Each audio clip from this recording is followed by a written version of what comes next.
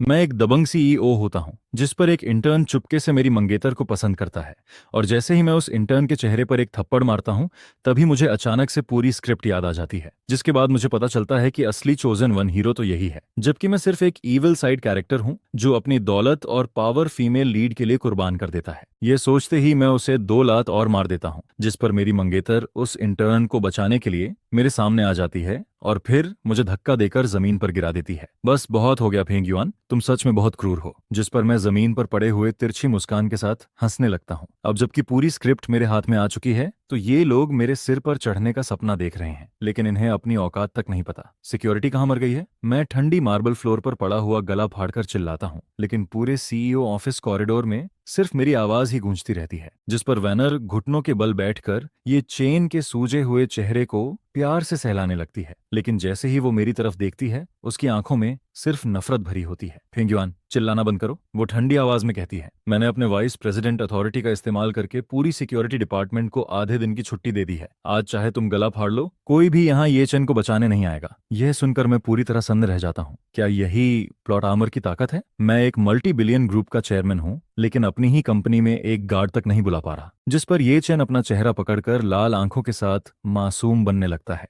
वो बिल्कुल डरे हुए छोटे हिरण की तरह लिन वानर की बाहों में छिप जाता है। वानर दीदी, प्लीज मेरी वजह से फैंग बॉस से मत लड़िए, गलती मेरी ही थी। वो कांपती आवाज में बोलता है, लेकिन उसकी एक्टिंग साफ नजर आती है। मैं तो बस एक इंटर्न हूँ, मुझे फैंग बॉस की रिपोर्ट में गलती नहीं निकालनी चाहिए थी। वो इतने बड़े इंसान हैं, मेरे जैसे गरीब स्टूडेंट की जिंदगी तो घास से भी सस्ती है। यह सुनकर मैं गुस्से में हंस पड़ता हूँ। इसकी ग्रीन टी एक्टिंग इतनी तेज है कि मुझे छींक आ जाए। ये चेन यहाँ बेचारी बनने की एक्टिंग बंद करो। मैं जमीन से उठते हुए अपने सूट की धूल झाड़ता हूँ। तुम इसे गलती पकड़ना कहते हो? तुमने डेसिमल पॉइंट 3 डिजिट पीछे कर दिया था, कंपनी को हंड्रेड्स ऑफ मिलियंस का नुकसान हो जाता। मैंने तुम्हें सिर्फ 2 थप्पड़ मारे हैं, यही तुम्हारे लिए काफी था। चुप रहो। जिस पर लिन वैनर अचानक से उठ खड़ी होती है, बिल्कुल अपने बच्चे को बचाती हुई मुर्गी की तरह ये चेन के सामने खड़ी हो जाती है। फेंग युआन, तुम बस जल रहे हो। ये चेन तुमसे ज्यादा यंग है, ज्यादा टैलेंटेड है। वो गरीब जरूर है, लेकिन उसका दिल सच्चा है। उसने तुम्हारे डेटा के लिए 3 रातें जागकर काम किया, और तुम उसे मार रहे हो। जिस पर मैं अपनी 3 साल पुरानी मंगेतर को देखकर भी उसे पहचान नहीं पाता। वो अब मुझे पूरी तरह अजनबी लग रही थी।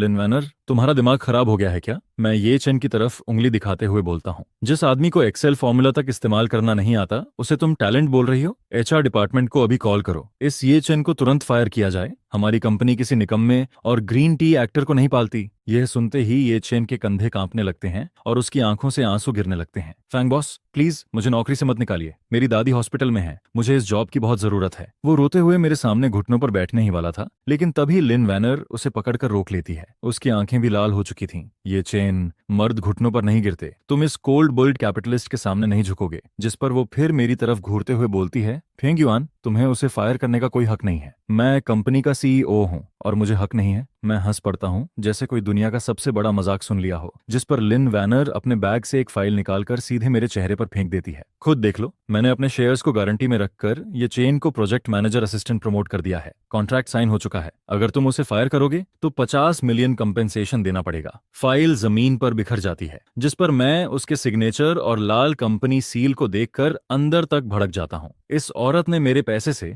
इस गोल्ड डिगर को पालना शुरू कर दिया था। लिन वैनर, तुमने कंपनी सील का इस्तेमाल करके ऐसा ट्रैश कॉन्ट्रैक्ट साइन किया? मेरी आवाज पूरी तरह ठंडी पड़ जाती है। ये सिर्फ तुम्हारी कंपनी नहीं है, इसमें मेरा भी हिस्सा है। वो घमंड से ठुड्डी उठाकर बोलती है। फेंग युआन, अगर तुमने ये चेन को दोबारा छुआ भी तो मैं तुरंत एंगेजमेंट तोड़ दूंगी। जिस पर ये चेन उसके पीछे खड़े होकर हल्की सी जीत वाली स्माइल देता है। वनर दीदी, रहने दीजिए, मैं खुद ही चला जाता हूँ। मैं नहीं चाहता आपकी वजह से प्रॉब्लम हो। तुम कहीं नहीं जाओगे। लिन वनर उसका हाथ कसकर पकड़ लेती है। आज मैं देखती हूँ कौन तुम्हें हाथ लगाता है। जिस पर मैं गहरी सांस लेते हुए अपने सीने में उठ रहे गुस्से को दबाता हूँ। बहुत बढ़िया, सच में हीरो और हीरोइन बनने लायक हो तुम दोनों। तुम्हारा ब्रेन वॉशिंग औरत तो कमाल का है। ठीक है, मैं सिर हिलाता हूँ और फिर दोनों की तरफ देखते हुए बोलता हूँ, लिन वैनर, आज जो कुछ तुमने कहा है उसे याद रखना। इसके बाद मैं मुड़कर एलिवेटर की तरफ बढ़ जाता हूँ। फैंग युएन, तुम कहाँ जा रहे हो? पीछे से लिन वनर चिल्लाती है। घर, अपनी आंखें धोने। मैं बिना पीछे देखे जवाब देता हूँ, और जैसे ही एलिवेटर का दरवाजा बंद होता है, मैं देखता हूँ कि ये चैन लिन वैनर के कंधे पर सिर टिकाकर मुझे प्रोवोकेट करते हुए मुस्कुरा रहा था। फेंग बॉस, आराम से जाइए, कल ऑफिस में फिर मुलाकात होगी। अगली सुबह मैं लगातार आ रहे बैंक नोटिफिकेशन से जागता हूँ, जिस पर मैं फोन उठाकर देखता हूँ कि मेरी ब्लैक कार्ड से रात 2 बजे लगातार 5 ट्रांजैक्शंस हुई थी। टोटल अमाउंट था 3.2 मिलियन। ट्रांजैक्शन लोकेशन था डाउनटाउन का सीकेबी मॉल। मैं अपना माथा दबाते हुए तुरंत अपने प्राइवेट अकाउंट मैनेजर को कॉल करता हूँ। गुड मॉर्निंग फैंग बॉस, मैं आपकी क्या मदद कर सकता हूँ? मेरे कार्ड से 3 मिलियन कैसे कट गए? क्या कार्ड हैक हो गया? मेरी आवाज बर्फ जैसी ठंडी थी, जिस पर सामने वाला मैनेजर कुछ सेकंड चुप हो जाता है। फैंग बॉस, आपको नहीं पता? वो हिचकिचाते हुए बोलता है।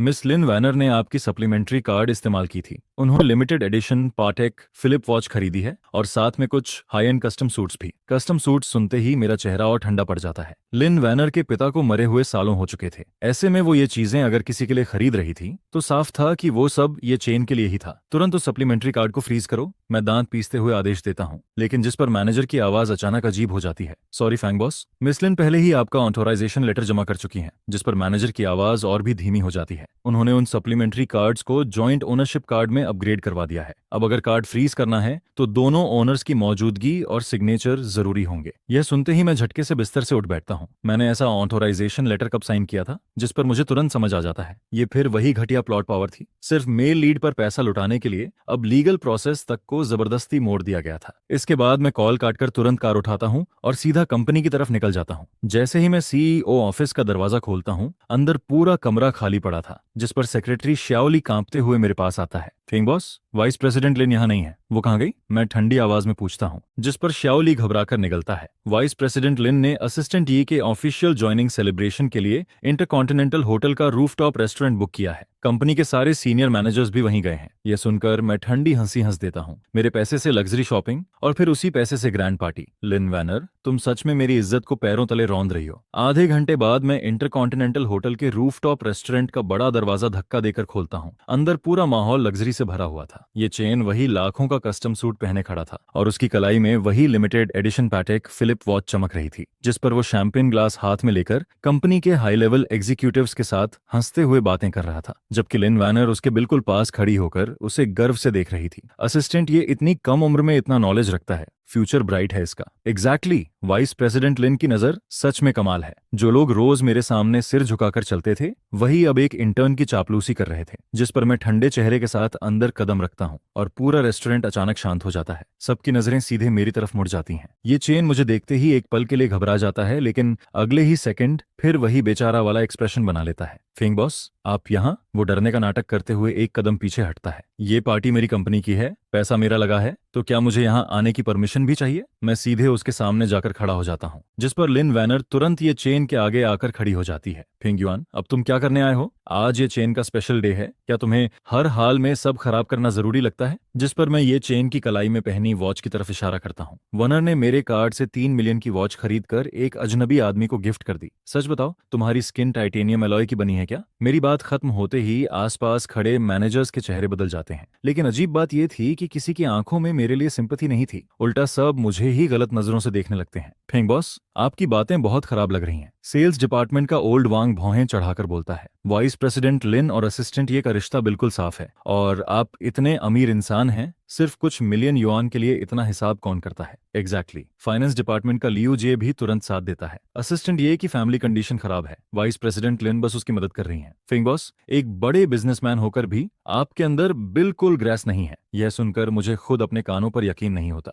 क्या यही मेल लीड हो रहा है जो इतने स्मार्ट बिजनेस एग्जीक्यूटिव्स को भी ब्रेन डेड पपेट बना देता है? जिस पर यह चेन लाल आंखों के साथ अपनी वॉच उतारने लगता है। वानर दीदी, आई एम सॉरी, मुझे नहीं पता था ये पैसा फेंग बॉस का है। उसकी आवाज ऐसे कांप रही थी जैसे उस पर बहुत बड़ा अत्याचार हुआ हो। मैं गरीब जरूर हूं, लेकिन मेरी सेल्फ रिस्पेक्ट है। ये वॉच मैं वापस करता हूं, मुझे उनके गंदे पैसों की जरूरत नहीं। जिस पर वो जोर से वॉच टेबल पर फेंक देता है। लिन वैनर तुरंत उसका हाथ पकड़ लेती है। उसकी आंखों में दर्द साफ दिख रहा था। ये चेन, ऐसा मत करो, ये वॉच मैंने तुम्हें गिफ्ट की है, कोई इसे तुमसे छीन नहीं सकता। इसके बाद वो पलटकर मुझे ऐसे घूरती है जैसे मैं उसका दुश्मन हूं। फेंग युआन, तुम मुझे घिन दिला रहे हो। क्या तुम्हें लगता है कि पैसे के दम पर तुम किसी की इज्जत कुचल सकते हो? ये पैसा मैं तुमसे उधार मानती हूँ, बाद में इंटरेस्ट सहित लौटा दूंगी, लेकिन अभी के अभी यहाँ से निकल जाओ, यहाँ तुम्हारा वेलकम नहीं है। जिस पर मैं उन दोनों को देखकर व्यंग्य से हंस देता हूँ। उधार? मैं टेबल से वाइन ग्लास उठाता हूँ और सीधे ये चेन के चेहरे पर उड़ेल देता हूँ। तो अभी लौटा दो। रेड वाइन उसके बालों और चेहरे से बहते हुए उसके महंगे सूट को पूरी तरह लाल कर देती है। पूरा रेस्टोरेंट एकदम खामोश हो जाता है। सब लोग मुझे ऐसे देखने लगते हैं जैसे मैंने कोई बड़ा क्राइम कर दिया हो। फेंग युआन, तुम पागल हो गए हो, लिन वैनर चीख पड़ती है और फिर घबराकर टिश्यू से ये चेन का चेहरा साफ करने लगती है, जिस पर ये चेन आंखें बंद करके कांपने लगता है जैसे वो बहुत बड़ी बेइज्जती सह रहा हो। वैनर दीदी, रहने दीजिए। वो धीरे से आंखें खोलता है। उसकी आंखों में जिद और अपमान भरा हुआ था। फिंग बॉस सही कह रहे हैं, मैं आपको कहते हैं मैं इस तरह के कपड़े पहनने लायक नहीं हूँ। मैंने उनके पैसों को गंदा कर दिया। उसकी ये विक्टिम एक्टिंग सुनते ही आसपास के लोगों का गुस्सा और बढ़ जाता है। फिंग बॉस, अब आप हद पार कर रहे हैं। सिर्फ पैसे होने से कोई इंसान दूसरों की इज्जत नहीं खरीद सकता। असिस्टेंट, ये इतना अच्छा लड़का है और आप उसे इस तरह इंसल्ट कर रहे हैं। चारों तरफ लोग मुझे घूरने लगते हैं, लेकिन मैं उन सबको देखकर सिर्फ ठंडी हंसी हंसता हूँ। इन सबको मेल लीड औरा ने पूरी तरह ब्रेन वॉश कर दिया था। कैरेक्टर इंसल्ट, मैं धीरे से बोलता हूँ और फिर मेरी नजर पूरे हॉल में घूमती है। वो मेरी खरीदी हुई वॉच पहन रहा है, मेरे खरीदे कपड़े पहन रहा है और यहाँ खड़े होकर खुद को सेंट दिखा रहा है। तो आखिर बेवकूफ किसे बनाया जा रहा है? सिक्योरिटी। लिन वैनर पूरी तरह टूट चुकी थी। वो दरवाजे की तरफ उंगली दिखाकर चीखती है, इस आदमी को बाहर निकालो। जिस पर होटल सिक्योरिटी गार्ड्स एक दूसरे को देखने लगते हैं, लेकिन लिन वैनर के दबाव में वो मेरी तरफ बढ़ने लगते हैं। जरूरत नहीं है, मैं ठंडी हंसी हंसता हूँ और फिर हाथ का वाइन ग्लास जमीन पर पटक कर तोड़ देता हूँ। मैं खुद चला जाता हूँ। इसके बाद मैं लिन वैनर को घूरते हुए बोलता हूँ, आज जो बातें तुमने कही हैं उन्हें अच्छे से याद रखना। ये पैसा मैं तुमसे एक एक पैसे समेत वापस निकलवाऊंगा। और जैसे ही मैं मुड़कर बाहर निकलता हूँ, पीछे से ये चेन की कमजोर आवाज फिर सुनाई देती है, वनर दीदी, फैंग बॉस से नाराज मत होइए, वो बस आपकी बहुत परवाह करते हैं। जिस पर मैं अंदर ही अंदर हंस पड़ता हूँ। ये ग्रीन टी एक्टर सच में अपने काम के प्रति पूरी ईमानदारी रखता था। अगले दिन ग्रुप हेडक्वार्टर्स के टॉप फ्लोर मीटिंग रूम में मैं मेन सीट पर बैठा हुआ हाथ में पकड़ी फाइल पढ़ रहा था और जितना पढ़ता जा रहा था मेरी भौहें उतनी ही ज्यादा सिकुड़ती जा रही थीं। ये शंघाई न्यू एनर्जी प्रोजेक्ट था जो ग्रुप के इस साल के दूसरे हाफ का सबसे इंपॉर्टेंट प्रोजेक्ट माना जाता था। इस प्रोजेक्ट में ईडीएच में 1 बिलियन से भी ज्यादा इन्वेस्टमेंट होने वाला था और इसे तैयार करने में मैंने पूरा 1 साल लगा दिया था। लेकिन इस वक्त जो प्रपोजल मेरे हाथ में था उसे इतना बदल दिया गया था कि मैं उसे पहचान तक नहीं पा रहा था। पहले वाली सारी डिटेल्ड मार्केट रिसर्च और रिस्क एनालिसिस को पूरी तरह हटाया जा चुका था। उनकी जगह अब बस बड़े बड़े खोखले शब्द लिखे थे, एनवायरमेंट प्रोटेक्शन, सोशल रिस्पॉन्सिबिलिटी और बेकार के आइडियल ड्रीम्स जैसी बातें पूरे प्रपोजल में भरी हुई थीं। लेकिन सबसे ज्यादा मजाक वाली बात यह थी कि प्रोजेक्ट लीडर के नाम की जगह अब मेरा नाम हटाकर ये चेन का नाम डाल दिया गया था। कोई मुझे समझाएगा कि ये आखिर है क्या? मैं जोर से प्रोजेक्ट फाइल टेबल पर पटक देता हूँ। पूरा मीटिंग रूम एकदम शांत हो जाता है, जिस पर लिन वैनर, जो मेरे दाईं तरफ बैठी थी, आराम से कॉफी की एक सिप लेती है। फेंग युआन, इतना एग्रेसिव होने की जरूरत नहीं है, वो शांत आवाज में बोलती है। ये प्लान ये चेन ने पूरी रात जागकर तैयार किया है। उसके हिसाब से तुम्हारा पुराना प्लान सिर्फ कमर्शियल प्रॉफिट पर फोकस करता था, उसमें सोशल रिस्पॉन्सिबिलिटी की कमी थी। बिजनेस सिर्फ पैसे कमाने के लिए नहीं होता, उसमें आइडियल भी होने चाहिए। ये सुनकर मैं गुस्से में हंस पड़ता हूँ। आइडियल? मैं ठंडी नजरों से उसे देखता हूँ। 1 बिलियन की असली रकम जलाकर तुम्हारे ये सपने पूरे होंगे क्या? जिस पर मैं टेबल के आखिर में बैठे ये चेन की तरफ उंगली उठाता हूँ। जिस इंसान को फाइनेंशियल रिपोर्ट तक पढ़नी नहीं आती उसे पता भी है 1 बिलियन का मतलब क्या होता है। अभी के अभी ये प्रपोजल वापस ओरिजिनल फॉर्म में जाएगा और प्रोजेक्ट लीडर मैं ही रहूंगा। मैं एग्री नहीं करती। जिस पर लिन वैनर बिना डरे मेरी आंखों में आंखें डालकर बोलती है, मैंने पहले ही शेयर होल्डर्स से बात कर ली है। सबको लगता है कि ये चेन का प्लान ज्यादा इनोवेटिव है, ये फ्यूचर ट्रेंड के साथ मैच करता है। ये सुनकर मैं बाकी शेयर होल्डर्स की तरफ देखता हूँ। वो सभी लोग जो पहले बेहद स्मार्ट और शार्प हुआ करते थे अब ऐसे बैठे थे जैसे किसी ने उनका दिमाग कंट्रोल कर लिया हो। डायरेक्टर वांग, आपको भी ये कूड़े का ढेर इनोवेटिव लग रहा है? मैं ठंडी आवाज में पूछता हूँ। जिस पर डायरेक्टर वांग हल्का सा खांसता है और मेरी नजरों से बचने लगता है। फिंग बॉस, यंग जनरेशन की थिंकिंग बहुत फ्लेक्सिबल होती है, वो जबरदस्ती मुस्कुराते हुए बोलता है। असिस्टेंट, ये का डेटा थोड़ा वीक जरूर है लेकिन ओवरऑल विजन बहुत ग्रेट है। एग्जैक्टली, बिल्कुल सही।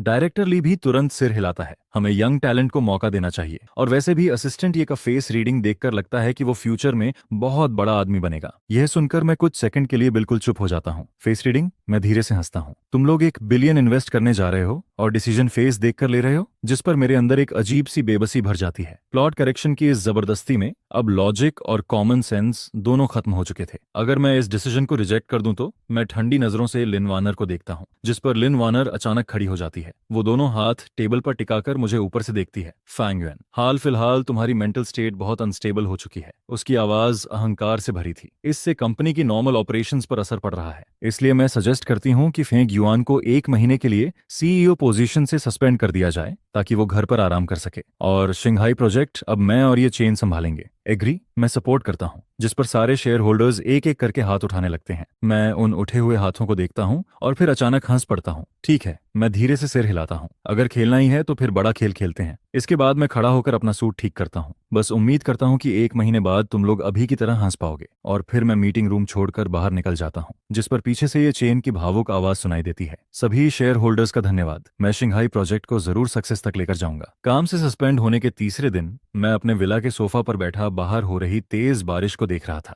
इन 3 दिनों में मैं न कंपनी गया था और न ही किसी से कांटेक्ट किया था। मैं बस इंतजार कर रहा था उस मौके का जो इस फेक स्क्रिप्ट को पूरी तरह तोड़ सके। लेकिन मौका आने से पहले मुझे एक ऐसा सीन देखने को मिला जिसने मेरे अंदर का गुस्सा पूरी तरह फाड़ दिया। उस दोपहर मैं सिटी सेंटर वाले अपार्टमेंट में कुछ सीक्रेट डॉक्यूमेंट्स लेने वापस गया था। ये अपार्टमेंट मैंने लिन वैनर से एंगेजमेंट से पहले खरीदा था। वहां मेरी कई पर्सनल और प्रीशियस चीजें रखी थीं। लेकिन जैसे ही मैं अंदर घुसता हूं तभी लिविंग रूम से हल्की नॉक जैसी आवाज सुनाई देती है। टिक टिक। वो आवाज मेटल के जेड से टकराने जैसी थी, जिस पर मैं भौहें सिकोड़ते हुए धीरे धीरे अंदर बढ़ता हूँ और अगले ही पल मेरा पूरा शरीर जम जाता है। लिविंग रूम के कारपेट पर यह चेन पालथी मारकर बैठा था। उसके हाथ में एक छोटा मेटल हैमर था, जबकि उसके सामने ग्लास टेबल पर एक क्रिस्टल क्लियर जेड ब्रेसलेट रखा था। वो ब्रेसलेट मेरी माँ की आखिरी निशानी थी। Top grade imperial green Z. उसकी कीमत करोड़ों में थी, लेकिन मेरे लिए उसकी असली कीमत वो यादें थीं जो मेरी माँ ने मेरे लिए छोड़ी थी। लेकिन इस वक्त ब्रेसलेट का एक हिस्सा टूट चुका था। छोटे छोटे जेड पीसेस पूरे टेबल पर बिखरे पड़े थे। तू क्या कर रहा है? मेरे दिमाग में जोर का धमाका होता है। अगले ही सेकंड मैं पागलों की तरह उसकी तरफ दौड़ता हूँ और उसका कॉलर पकड़कर उसे जमीन से ऊपर उठा देता हूँ। किसने परमिशन दी तुझे इसे छूने की? मैं गुस्से में चीखता हूँ। किस हक से तूने इसे तोड़ा? जिस पर ये चेन का चेहरा लाल पड़ जाता है। उसके हाथ से हैमर नीचे गिर जाता है। फैंग फैंग बॉस, मुझे छोड़िए। वो छटपटाता है, लेकिन उसकी आंखों में डर नहीं था।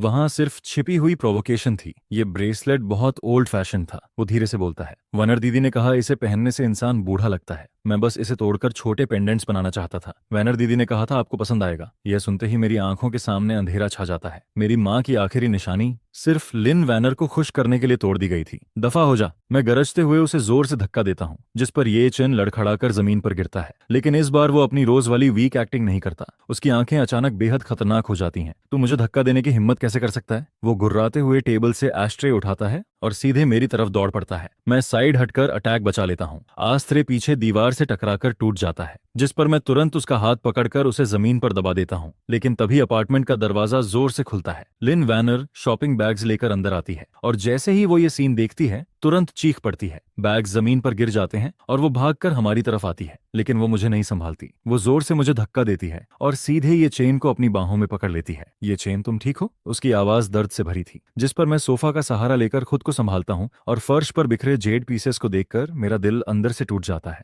वानर, मैं भारी आवाज में बोलता हूँ। वो मेरी माँ की आखिरी निशानी थी। लेकिन लिन वैनर मेरी तरफ पलटकर ठंडी नजरों से देखती है। उसकी आंखों में जरा सी भी सिंपथी नहीं थी। फेंगयुआन, बस करो। वो चिढ़कर बोलती है। सिर्फ एक टूटा हुआ ब्रेसलेट ही तो था, क्या तुम्हें इतनी हिंसा करने की जरूरत थी? ये चेन सिर्फ मेरे लिए पेंडेंट बनाना चाहता था, लेकिन तुमने उसे इस हालत में पहुंचा दिया। टूटा हुआ ब्रेसलेट। मैं उसके चेहरे को देखता हूँ और पहली बार मुझे उससे घिन महसूस होती है। लिन वैनर, मैं धीरे धीरे सोफा पकड़कर खड़ा होता हूँ। तुमने मेरे पैसे लिए, मेरा प्रोजेक्ट छीना और अब मेरी माँ की आखिरी निशानी भी बर्बाद कर दी। क्या तुम्हें सच में लगता है कि मैं तुम लोगों से निपट नहीं सकता हूँ? जिस पर दिए थान लामुन्नी के पीछे खड़े होकर ठंडी हंसी हंसता है। मैनेजर फॉ, अब तुम्हें ऑलरेडी सस्पेंशन मिल चुका है, फिर भी तुम्हारे अंदर यहाँ चिल्लाने की हिम्मत कैसे है? जिस पर वह आगे कहता है, सिस्टर वेन्नी, चलो यहाँ से चलते हैं। इस पागल इंसान पर ध्यान देने की कोई जरूरत नहीं है। जिस पर लम उयन्नी मुझे घृणा भरी नजरों से देखती है। फुंगविन, तुमने मुझे बहुत ज्यादा डिसअपॉइंट किया है। आज से हमारी एंगेजमेंट खत्म होती है। इस अपार्टमेंट का पासवर्ड भी मैं बदल दूंगी। आगे से यहाँ आने की कोशिश मत करना। यह कहकर वह बिना पीछे मुड़े वहां से चली जाती है, जिसके तुरंत बाद दरवाजा जोर से बंद होता है। कमरे के अंदर अब सिर्फ मैं और फर्श पर बिखरे हुए टूटे जेड के टुकड़े बचे रहते हैं, जिस पर मैं धीरे से घुटनों के बल बैठता हूँ और उन जेड के टुकड़ों को एक एक करके उठाने लगता हूँ। मेरी हथेली उन नुकीले टुकड़ों से कटने लगती है, लेकिन मुझे दर्द तक फील नहीं होता, क्योंकि दिल के अंदर का दर्द इन सब से कहीं ज्यादा गहरा होता है। इसके बाद मैं फ्लोर टू सीलिंग विंडो के पास जाकर नीचे देखता हूँ, जहाँ लामुयन्नी दिए थान के लिए अम्ब्रेला पकड़े हुए उसके साथ बारिश में चलते हुए दिखाई देती है। दोनों एक दूसरे को पकड़कर आगे बढ़ते रहते हैं, जिस पर मैं अपना फोन निकालता हूं और कॉन्टैक्ट लिस्ट के सबसे नीचे छुपे हुए एक नंबर पर कॉल लगाता हूं। 3 रिंग के बाद सामने से कॉल उठाया जाता है। तभी दूसरी तरफ से एक भारी और अथॉरिटी भरी आवाज सुनाई देती है, अंकल वोंग। जिस पर मैं ग्लास में दिखाई दे रहे अपने थके हुए रिफ्लेक्शन को देखता हूं और मेरे होंठों पर एक ठंडी मुस्कान आ जाती है। गेम खत्म हो चुका है, प्लान भी एक्टिवेट करो। अब मैं इन्हें ऐसी हालत में पहुंचाऊंगा कि ये लोग मौत से भी बदतर जिंदगी जिएंगे। 3 दिन बाद तिन्ह है प्रोजेक्ट की grand signing ceremony city centre के हिन होटल में आयोजित होती है, जिस पर लामुयेन पूरे बैंक्वेट हॉल को बुक कर लेती है और शहर के लगभग सभी मीडिया हाउस को इनवाइट किया जाता है। वह इस मौके का इस्तेमाल करके सबके सामने खुद और दिए थान को एक बिजनेस लेजेंड की तरह पेश करना चाहती है, जिस पर मैं होटल के सामने खड़ी एक मेबैक के अंदर बैठा होता हूँ और बड़ी स्क्रीन पर लामुयेन और दिए थान के घमंडी चेहरे देख रहा होता हूँ। यंग मास्टर, सब कुछ अरेंज हो चुका है। जिस पर अंकल वूंग पैसेंजर सीट से मुझे एक फाइल पकड़ाते हैं। मैं कैजुअली उस फाइल को पलट कर देखने लगता हूँ। यह तान हाई प्रोजेक्ट के पार्टनर्स की इन्फॉर्मेशन और हॉक थी ग्रुप की इंटरनल डायरेक्टिव्स होती हैं। लम उयन्नी और उसके वो बेवकूफ शेयर होल्डर्स यही सोच रहे थे कि हक थी ग्रुप दिएपथन और उसके उस कचरे जैसे प्रपोजल से इंप्रेस हो गया है, लेकिन उन्हें बिल्कुल अंदाजा नहीं था कि हक थी ग्रुप के पीछे असली कंट्रोलर मैं खुद हूँ। पिछले 3 सालों से किसी को शक ना हो इसलिए मैं सीक्रेटली अपनी कोर एसेट्स को अनामनस ट्रस्ट के जरिए विदेशों में ट्रांसफर करता रहा और वहीं से एक विशाल बिजनेस एम्पायर कंट्रोल करता रहा। और अब आखिरकार जाल समेटने का समय आ चुका था। इसके बाद बैंक्वेट हॉल के अंदर चमचमाती लाइट्स के बीच लैम उयेन्नी लाल रंग की इवनिंग ड्रेस पहनकर दिए थान का हाथ पकड़ते हुए स्टेज पर चढ़ती है। दिए थान भी सूट में काफी कॉन्फिडेंट दिखाई देता है। लेडीज एंड जेंटलमैन, आज यहाँ आने के लिए आप सभी मीडिया फ्रेंड्स का धन्यवाद। जिस पर लाम मुएन्नी चेहरे पर परफेक्ट स्माइल लेकर बोलना शुरू करती है। आज लाम ग्रुप और हॉक थी ग्रुप के बीच तिन्हाई प्रोजेक्ट की ऑफिशियल पार्टनरशिप होने जा रही है और मैं खास तौर पर उस इंसान को थैंक्स कहना चाहती हूँ जिसने इस प्रोजेक्ट को पॉसिबल बनाया। जिस पर वह प्यार भरी नजरों से दिए थान को देखती है, यानी मिस्टर दिए थान। इन्होंने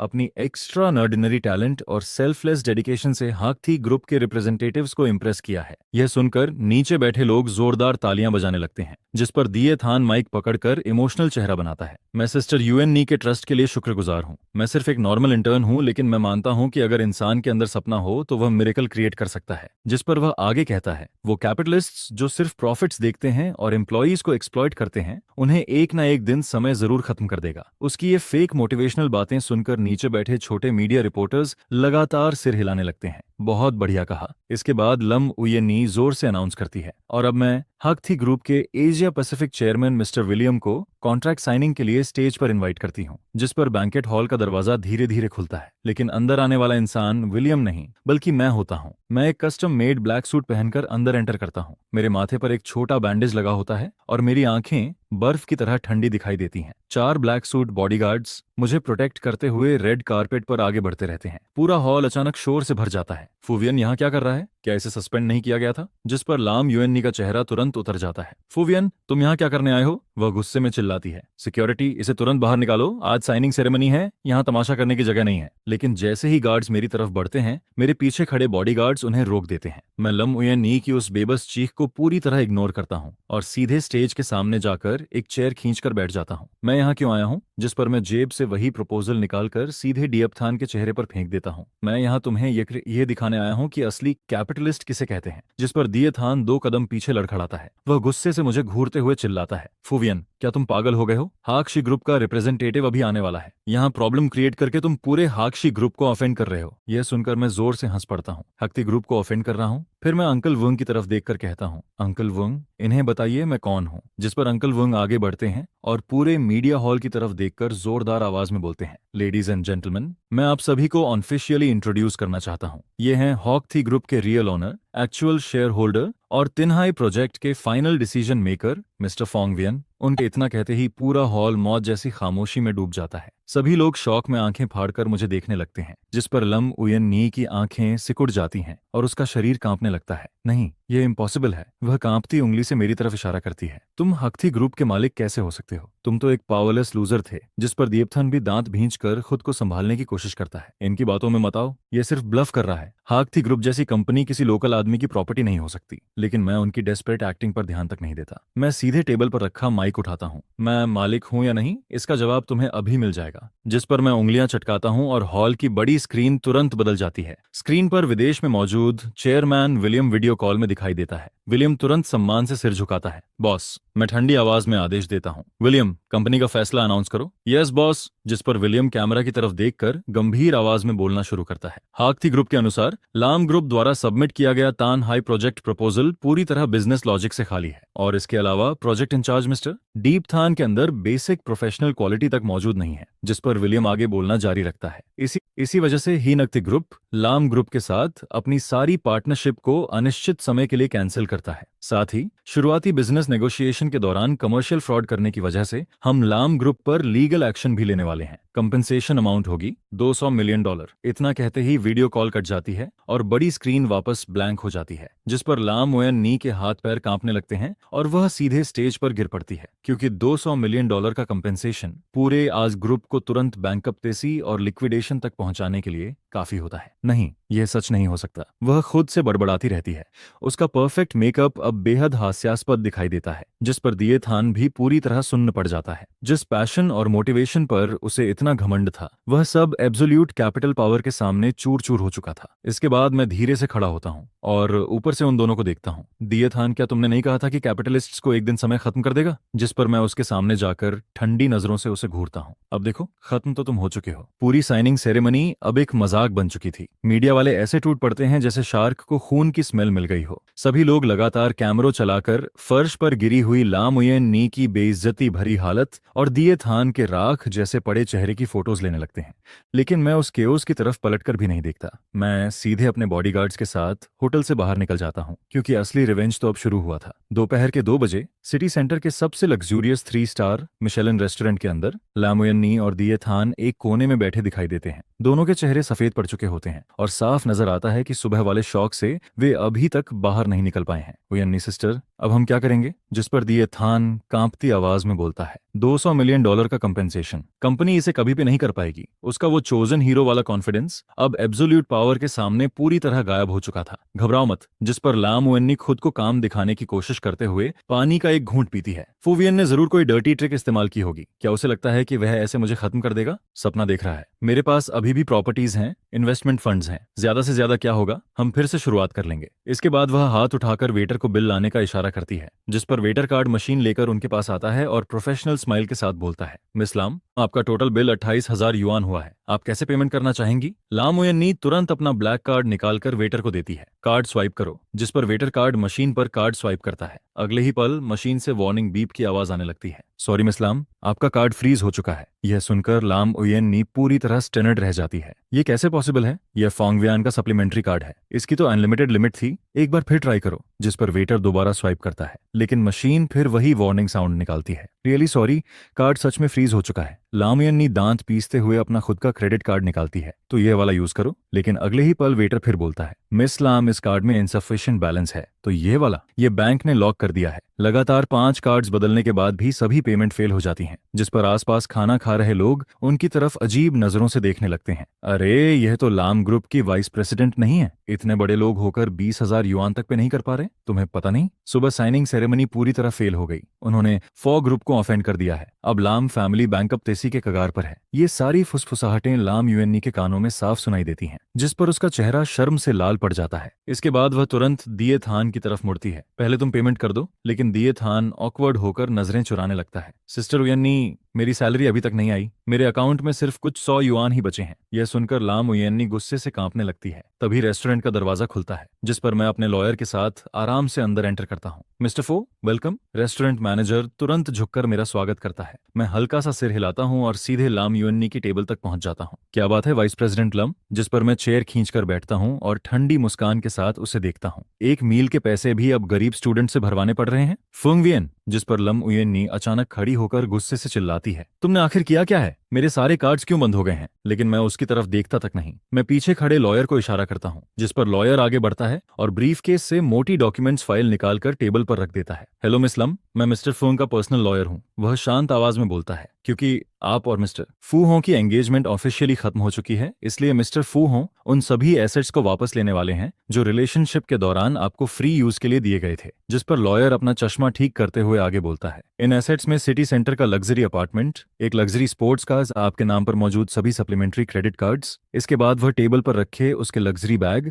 और गले में पहनी डायमंड नेकलेस की तरफ इशारा करता है, और आपके शरीर पर मौजूद सारे लग्जरी आइटम्स शामिल हैं जिनका पेमेंट मिस्टर फो ने किया था। यह सुनकर लम उयन नी की आंखें पूरी तरह फैल जाती हैं, जैसे उसने कोई इम्पॉसिबल बात सुन ली हो। क्या तुम पागल हो गए हो? वह गुस्से से चिल्लाती है। ये सब तुमने मुझे गिफ्ट्स में दिया था, कोई गिफ्ट वापस मांगता है क्या? जिस पर मैं चेयर पर पीछे टिकते हुए दोनों हाथ जोड़ लेता हूँ। एक करेक्शन कर दूं, मैं ठंडी आवाज में बोलता हूँ। हर ट्रांसफर रिकॉर्ड और परचेज डॉक्यूमेंट में साफ लिखा हुआ है बोरोड। मेरे पैसे आसमान से नहीं गिरते लामुयन्नी। तुमने एक बाहरी आदमी के लिए मुझसे दुश्मनी ली है। अब तुम इन चीजों को यूज करने के लायक नहीं हो। अब तुरंत बैग और नेकलेस उतारो। सपना देख रहे हो? जिस पर लामुयन्नी अपना बैग कसकर पकड़ लेती है और पागलों की तरह चिल्लाने लगती है। फूवियन, तुम घटिया और कंजूस इंसान हो, तुम्हारी मौत भी अच्छी नहीं होगी। मैं उसकी तरफ ठंडी नजरों से देखता हूँ और फिर धीरे से दिए थान की तरफ मुड़ जाता हूँ। दिए थान, क्या तुम खुद को बहुत ऑनरेबल आदमी नहीं कहते थे? मैं व्यंग्य से मुस्कुराता हूँ। क्या तुम नहीं कहते थे कि तुम्हें मेरे गंदे पैसों की जरूरत नहीं है? अब तुम्हारी प्यारी सिस्टर यूएननी की सारी लग्जरी उतरने वाली है। अगर तुम इतने बड़े मर्द हो तो उसकी जगह पेमेंट करके दिखाओ।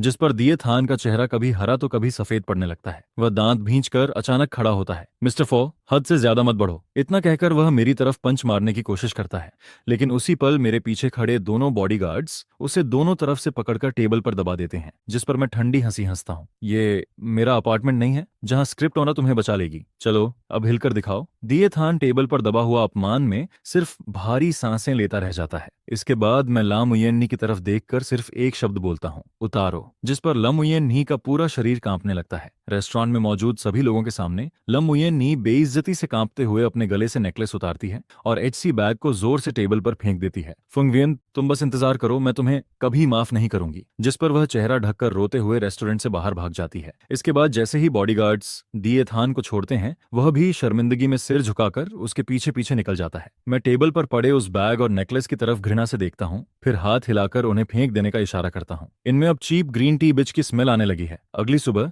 लाम ग्रुप की टॉप फ्लोर मीटिंग रूम के अंदर माहौल इतना भारी होता है जैसे हवा तक जम गई हो, क्योंकि कल हॉक थी ग्रुप की तरफ से आया $200 मिलियन कंपेंसेशन नोटिस पूरे कंपनी के अंदर एटॉमिक बॉम्ब की तरह फट चुका था। सभी शेयर होल्डर्स बेचैनी में ऐसे तड़प रहे होते हैं जैसे गर्म तवे पर चींटियां भागती हैं। अब क्या होगा? $200 मिलियन है, पूरी कंपनी बेच दो तब भी ये अमाउंट नहीं भर पाएंगे। जिस पर एक शेयर होल्डर गुस्से से चिल्लाता है, सब उस बेवकूफ लामुयन्नी की वजह से हुआ। कौन बिजनेस प्रोजेक्ट को रोमांस ड्रामा बनाता है? अब पूरी कंपनी को बर्बाद कर दिया। कल तक दिए थान की तारीफ करने वाला डायरेक्टर ली भी अब सबसे ज्यादा टेबल पीटकर गालियां दे रहा होता है। तभी मीटिंग रूम का दरवाजा खुलता है, जिस पर लामुयन्नी अंदर एंटर करती है। उसकी आंखों के नीचे काले घेरे पड़ चुके होते हैं और चेहरा पूरी तरह थका हुआ दिखाई देता है। दिएब थान भी उसके पीछे आता है, लेकिन अब वह किसी हारे हुए मुर्गे की तरह दिख रहा होता है। उसके अंदर पहले वाला घमंड और एरोगेंस बिल्कुल गायब हो चुका था। डियर शेयर होल्डर्स, जिस पर लामुयन्नी मुश्किल से खुद को संभालते हुए चेयरमैन सीट तक पहुंचती है। आप लोग पैनिक मत कीजिए, मैं अभी भी चेयरमैन विलियम से कांटेक्ट करने की कोशिश कर रही हूँ। जरूर कोई मिसअंडरस्टैंडिंग हुई होगी। मिसअंडरस्टैंडिंग? तभी मैं डोर खोलकर अंदर एंटर करता हूँ और आराम से मीटिंग रूम के बीच तक चला आता हूँ। लामुयन्नी, अब तक तुम्हें लगता है कि यह सिर्फ मिसअंडरस्टैंडिंग है? मुझे देखते ही सारे शेयर होल्डर्स ऐसे खड़े हो जाते हैं जैसे उन्हें कोई सेवर मिल गया हो। मिस्टर फॉ, आखिरकार आप आ गए। आपको कंपनी बचानी ही होगी। पहले हमसे गलती हो गई थी, हम लामुयन्नी की बातों में आ गए थे। असल में कंपनी की रीनस तो आप ही थे। मैं ठंडी हंसी हंसता हूँ और इन मौके पर रंग बदलने वाले लोगों को बिल्कुल इंपॉर्टेंस नहीं देता। इसके बाद मैं कॉन्फ्रेंस टेबल तक जाता हूँ और मोटी फाइनेंशियल रिपोर्ट्स की फाइल जोर से टेबल पर फेंक देता हूँ। कंपनी को बचाया जा सकता है। मैं चेयर खींचकर बैठता हूँ, लेकिन उससे पहले कंपनी के अंदर छिपे कीड़ों को साफ करना जरूरी है। जिस पर लम उयन नी की नजर उन रिपोर्ट्स पर पड़ती है और उसकी आंखें घबराहट में कांपने लगती हैं। फुवियन, अब तुम क्या करने वाले हो? खुद देख लो। डायरेक्टर वू तुरंत रिपोर्ट उठाकर देखने लगता है, लेकिन सिर्फ 2 पेजेस पलटते ही उसका चेहरा बदल जाता है। ये क्या है? वह कांपती उंगली से लम उयन नी की तरफ इशारा करता है। पिछले महीने मार्केटिंग डिपार्टमेंट के 3 मिलियन युआन प्रमोशन फंड्स एक फेक शेल कंपनी के अकाउंट में क्यों ट्रांसफर हुए? और ये देखो, आर और डी डिपार्टमेंट के 5 मिलियन युआन इक्विपमेंट फंड्स आखिर डीएपथन के पर्सनल अकाउंट में कैसे पहुंचे? यह सुनते ही पूरा मीटिंग रूम हंगामे से भर जाता है। सभी शेयर होल्डर्स रिपोर्ट्स छीनकर देखने लगते हैं और जितना पढ़ते हैं उतना शौक होते जाते हैं। लाम उयन्नी, तुमने कंपनी फंड्स का इन्वेस्टमेंट किया है? तुम कंपनी के पैसे से इस प्रिटी बॉय को पाल रही थी? पुलिस बुलाओ, अभी के अभी। जिस पर लाम उयन्नी पूरी तरह पैनिक हो जाती है। उसे हमेशा लगता था कि उसने सब कुछ परफेक्टली छुपाया हुआ है। वाइस प्रेसिडेंट अथॉरिटी की वजह से कोई इन अकाउंट्स तक पहुंच ही नहीं पाएगा। लेकिन उसे यह नहीं पता था कि कंपनी का फाइनेंस डायरेक्टर कब का मेरा आदमी बन चुका था। नहीं, यह इन्वेस्टमेंट नहीं है। वह हड़बड़ाकर सफाई देने लगती है।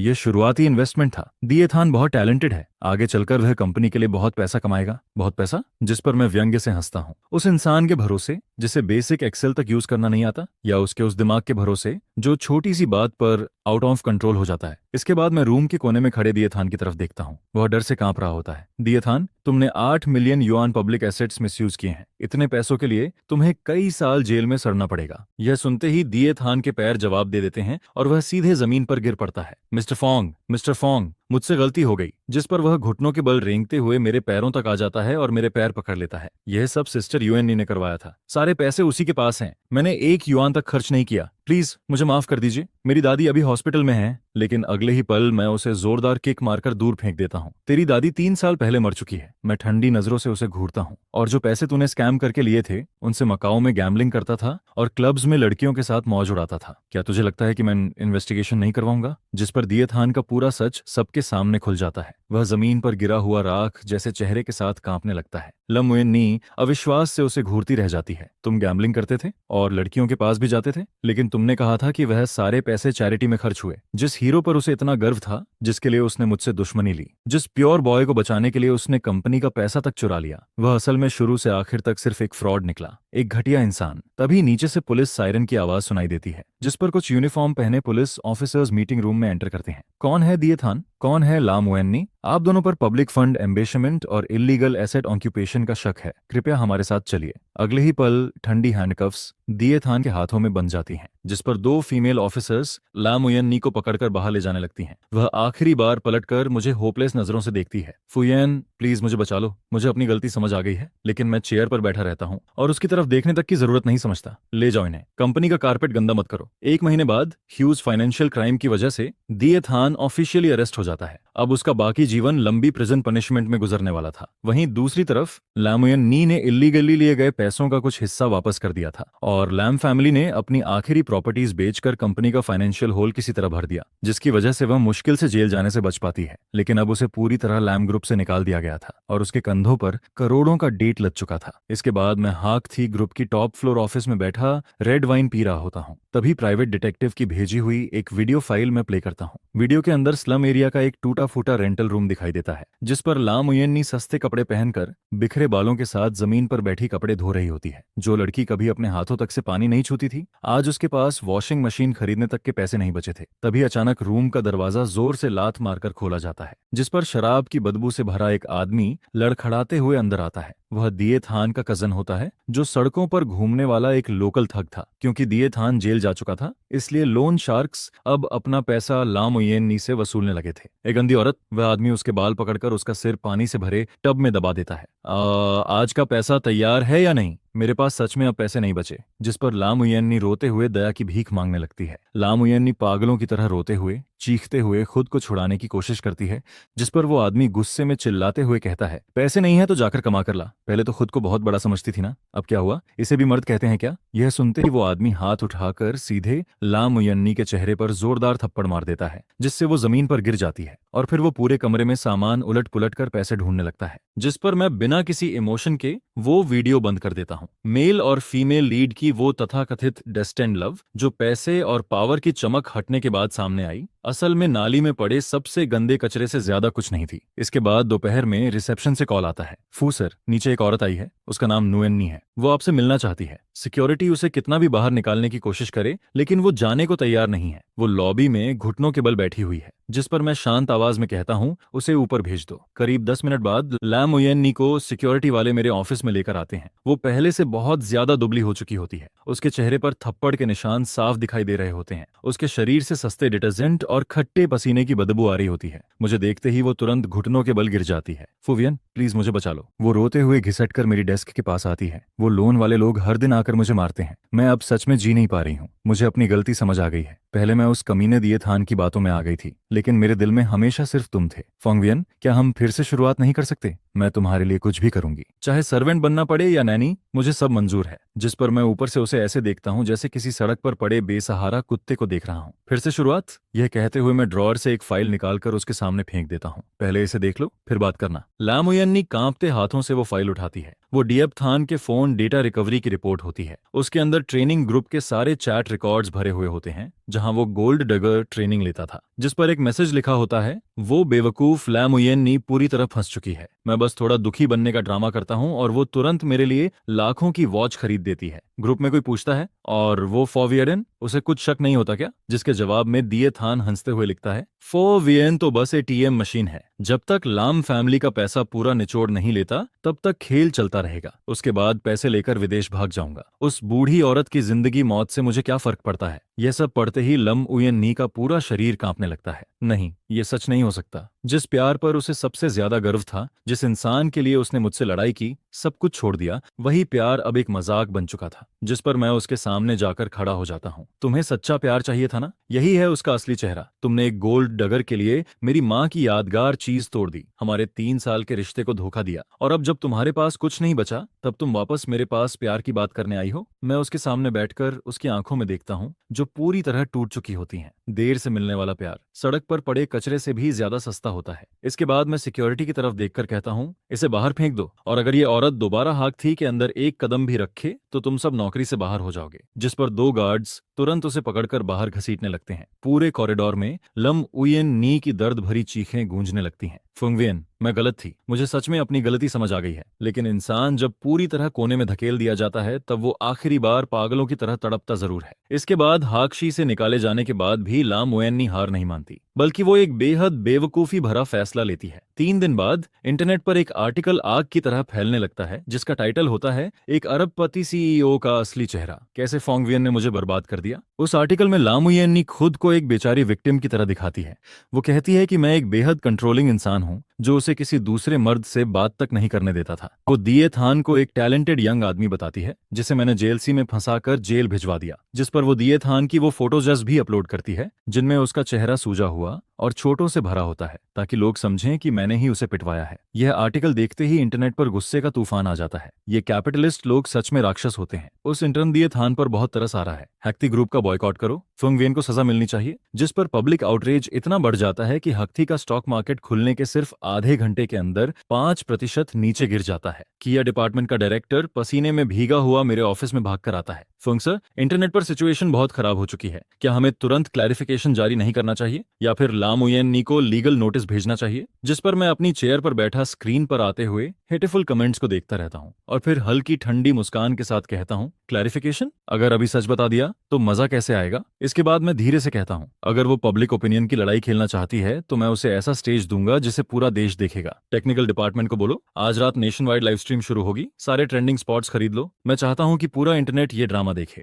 रात के ठीक 8 बजे हाकथी का ऑफिशियल लाइव स्ट्रीम शुरू होता है। कुछ ही मिनटों में करोड़ों लोग स्ट्रीम में घुस आते हैं। स्क्रीन पूरी तरह गालियों से भर चुकी होती है। खून चूसने वाले कैपिटलिस्ट, दिए थान को रिहा करो, लमुयेनी को इंसाफ दो। जिस पर मैं परफेक्टली ड्रेस्ड होकर कैमरा के सामने बैठता हूँ। Good evening everyone. लमुयेनी ने इंटरनेट पर जो आरोप लगाए हैं उनके लिए मैं कोई बेकार एक्सप्लेनेशन नहीं दूंगा। मैं बस आपको 3 वीडियोस दिखाऊंगा। पहला वीडियो लाम फैमिली के फाइनेंस डिपार्टमेंट के सीसीटीवी फुटेज का होता है। वीडियो में लामुयेनी अपनी वाइस डायरेक्टर अथॉरिटी का इस्तेमाल करते हुए फाइनेंस स्टाफ पर दबाव डालती है। 5 मिलियन तुरंत दिए थान के अकाउंट में ट्रांसफर करो, अगर कोई प्रॉब्लम हुई तो उसकी जिम्मेदारी मेरी होगी। उसका एरोगेंट एटीट्यूड साफ दिखाई दे रहा होता है, जिस पर लाइव कमेंट्स अचानक धीमे पड़ने लगते हैं। इसके बाद दूसरा वीडियो चलता है, जिसमें दिए थान अपने रेंटेड रूम में पागलों की तरह चिल्ला रहा होता है। उस बदबूदार औरत के पास पैसे कहाँ गए? अगर पैसे नहीं मिले तो मैं ये जगह तोड़ दूंगा। उसका गुस्से से भरा हुआ ट्विस्टेड चेहरा करोड़ों लोगों के सामने साफ दिखाई दे रहा होता है। और आखिर में मैं डीएफ-थान के फोन से मिले सारे गोल्ड डिगर चैट रिकॉर्ड सबके सामने रिवील कर देता हूँ। इसके बाद मैं डीएफ-थान के ट्रेनिंग ग्रुप चैट्स के स्क्रीनशॉट्स, उसके गैम्बलिंग रिकॉर्ड्स और वो सारे हाई क्वालिटी फोटोज पब्लिक के सामने डाल देता हूँ, जिनमें वो नाइट क्लब में दूसरी लड़कियों के साथ चिपका हुआ दिखाई दे रहा होता है। जिस पर मैं कैमरा की तरफ देखते हुए ठंडी आवाज में कहता हूँ, यही है वो इंसान जिसे मिस लाम उएनी एक टैलेंटेड और इनोसेंट इंटर्न बता रही थी, जिसे मैंने सपोजिली फंसाया था। मैं बिना एक्सप्रेशन बदले आगे कहता हूँ, लम उएनी ने कंपनी के पब्लिक फंड्स का मिसयूज करके एक गोल्ड डिगर को पालना शुरू किया, जिसकी वजह से लम ग्रुप पूरी तरह बर्बाद हो गया और डिएपथन को करप्शन, फ्रॉड और इलीगल फंड ट्रांसफर के चार्जेस में अरेस्ट किया गया है। जहां तक उसके शरीर पर चोटों की बात है, वो सब उसके लोन शार्क्स ने किया है। पुलिस के पास इस पूरे मामले की कंप्लीट रिपोर्ट मौजूद है। सारे सबूत मैं ऑलरेडी अथॉरिटीज को सबमिट कर चुका हूं। यह सुनते ही पूरा लाइव स्ट्रीम रूम कुछ सेकंड के लिए बिल्कुल शांत हो जाता है, लेकिन अगले ही पल कमेंट्स ज्वालामुखी की तरह फूट पड़ते हैं। क्या जबरदस्त प्लॉट ट्विस्ट है। इस औरत का दिमाग सच में खराब है। कंपनी का पैसा बॉयफ्रेंड पर उड़ाया, खुद पिटी भी और ऊपर से विक्टिम बनने आ गई। ये डिएपथन तो इंसान के नाम पर धब्बा निकला। फुंग सर ने तो दोनों की असली औकात दिखा दी, जिस पर इंटरनेट का पूरा माहौल पल भर में बदल जाता है। लोग सीधे लाम ओएनई के सोशल मीडिया अकाउंट्स पर टूट पड़ते हैं। सिर्फ 10 मिनट के अंदर उसके सारे अकाउंट्स गालियों और हेट कमेंट्स से भर जाते हैं। वो प्रैक्टिकली सोशल डेथ का शिकार हो चुकी होती है। इसके बाद मेरी लीगल टीम ऑफिशियली कोर्ट में केस फाइल कर देती है, जिस पर मैं आखिरी बार कैमरा की तरफ देखकर ठंडी आवाज में कहता हूं, मेरी डिमांड ज्यादा नहीं है, सिर्फ 100 मिलियन की डिफेमेशन कंपेंसेशन चाहिए। इसके बाद सीन बदलता है। शहर स्लम एरिया में लगातार बारिश हो रही होती है। टूटे हुए एस्बेस्टॉस रूफ से पानी टपक कर नीचे रखी टूटी टी टेबल पर गिर रहा होता है। पूरे कमरे में सीलन, सड़े नाले और फंगस की बदबू फैली हुई होती है। मुश्किल से 10 स्क्वायर मीटर के उस छोटे से रेंटेड रूम में हर तरफ कॉकरोचेस घूम रहे होते हैं। लाम ओएनई एक पुरानी फीकी चादर लपेटकर कमरे के कोने में सिकुड़ी बैठी होती है। कल रात के लाइव स्ट्रीम का असर अभी तक खत्म नहीं हुआ होता। उसने फोन बंद कर रखा होता है, क्योंकि उसे इंटरनेट पर भरी गालियां देखने की हिम्मत नहीं होती। तभी अचानक दरवाजे पर जोर जोर से दस्तक होने लगती है, जिस पर लाम ओएनई डरते हुए दरवाजा खोलती है। वो कांप जाती है, क्योंकि उसे लगता है शायद दिएथान के लोन शार्क्स फिर से आ गए हैं। लेकिन बाहर कोर्ट डिलीवरी स्टाफ खड़े होते हैं। मिस लाम ओएनई, कोर्ट नोटिस रिसीव करने के लिए साइन कीजिए। कोर्ट शब्द सुनते ही वो राहत की सांस लेती है, जिस पर वो जल्दी से दरवाजा खोलती है। 2 यूनिफॉर्म पहने हुए कोर्ट एम्प्लॉयज उसके हाथ में एक मोटी फाइल थमा देते हैं और रिसीट पर साइन करवाते हैं। लाम ओएनई कांपते हाथों से साइन करती है। स्टाफ रिसीट लेकर बिना उसकी तरफ दोबारा देखे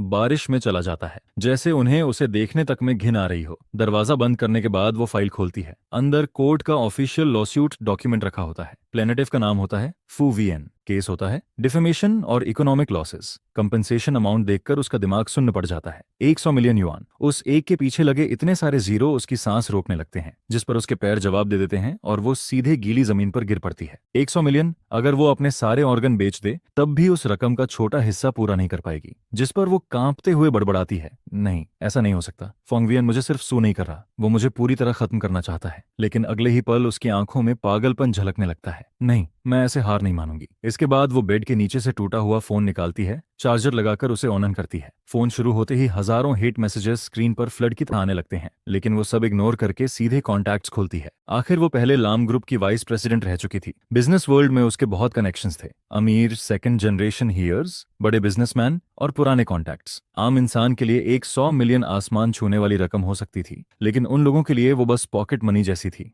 जिस पर वो तुरंत ट्रियूथियो को कॉल करती है। वो एक रिच रियल एस्टेट एयर होता है, जिसने पहले उसे काफी परस्यू किया था। कॉल कनेक्ट होते ही वो जल्दी से बोलती है, ट्रियूथियो, मैं उयन नहीं बोल रही हूँ। क्या अभी बात करना पॉसिबल है? मैं थोड़ी प्रॉब्लम में हूँ, क्या तुम मुझे कुछ पैसे लेंड कर सकते हो? लेकिन दूसरी तरफ से गुस्से भरी आवाज आती है, ओ यन्नी, डैम इट, तुम्हारी हिम्मत कैसे हुई मुझे फोन करने की? इसके बाद सीन फिर बदलता है। बारिश अब भी जारी होती है। लम उयन्नी भीगे बालों के साथ सड़क पर भटक रही होती है। उसका चेहरा पूरी तरह पीला पड़ चुका होता है। तभी उसकी नजर एक लग्जरी वेस्टर्न रेस्टोरेंट पर पड़ती है। बड़े ग्लास विंडो के अंदर शाम ग्याओ आराम से सोफा पर बैठी स्टेक खा रही होती है। उसने इस सीजन का एक्सपेंसिव हाउते काउचर आउटफिट पहना होता है। लाम युएनी तुरंत अंदर जाने की कोशिश करती है, लेकिन एंट्रेंस पर मौजूद गार्ड उसे रोक देता है। फटे कपड़ों में अंदर एंट्री अलाउड नहीं है। गार्ड की घृणा भरी नजरें उसके दिल में चुभ जाती हैं, जिस पर वो चुपचाप बारिश में पीछे हट जाती है और ठंडी हवा में कांपने लगती है। करीब आधे घंटे बाद शमगियो अपना हैंडबैग लेकर बाहर निकलती है। उसी समय एक ब्लैक में बैग धीरे धीरे रेस्टोरेंट के सामने आकर रुकती है।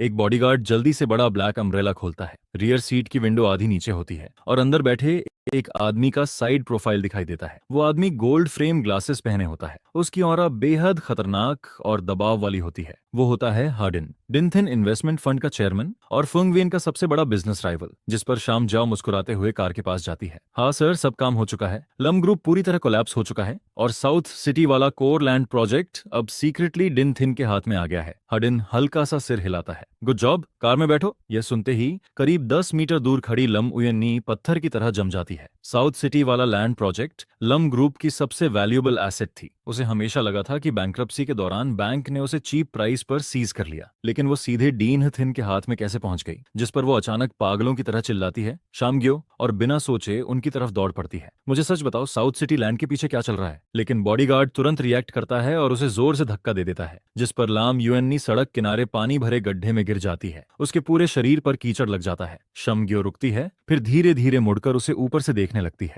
वो अपने एक्सपेंसिव सिल्क हैंडकेरचिफ से नाक ढकते हुए तिरस्कार भरी आवाज में कहती है, तो ये तुम हो मिस लाम? जिस पर लाम युएन्नी की आंखें लाल हो जाती हैं। तुमने मुझे धोखा दिया है ना? तुम शुरू से मुझे मैनिपुलेट कर रही थी। शामगियो हंस पड़ती है, फिर वो अपना हैंडकेरचिफ सीधे पानी में फेंक देती है। अब जाकर समझी, तुम्हारा आईक्यू सच में चिंता की बात है। वो तिरछी मुस्कान के साथ आगे कहती है, तुम सच में सोचती थी कि दिए थान जैसा आदमी जिसे बिजनेस एटिकेट तक नहीं आता, वो कोई प्योर मेल लीड है? उस गोल्ड डगर ट्रेनिंग क्लास का कॉन्टैक्ट मैंने खुद उसे दिया था, और जो गरीब स्टूडेंट वाली इमेज उसने तुम्हारे सामने बनाई थी, उसे तैयार करने के लिए मैंने पूरी पीआर कंपनी हायर की थी, जो आधे महीने तक उसका सेटअप तैयार करती रही। तुम जैसी बेवकूफ लड़की न सिर्फ उसकी हर बात पर आंख बंद करके भरोसा करती रही, बल्कि उसके लिए कंपनी का पैसा तक उड़ाती रही। यह सुनते ही लाम युएन्नी का पूरा शरीर कांपने लगता है। उसके दांत आपस में टकराने लगते हैं, जिस पर वो टूटे हुए स्वर में पूछती है, लेकिन मैं तो हमेशा तुम्हें अपनी सबसे अच्छी बहन मानती थी। शमगियो उसके करीब आधा कदम आगे बढ़ती है, फिर बेहद धीमी लेकिन जहरीली आवाज में कहती है, क्योंकि तुम बेवकूफ थी। इसके बाद वो हल्की हंसी के साथ आगे कहती है, जब तक फोंग वियन लाम ग्रुप को प्रोटेक्ट कर रहा था, तब तक हम लोग उस कंपनी को छू तक नहीं सकते थे।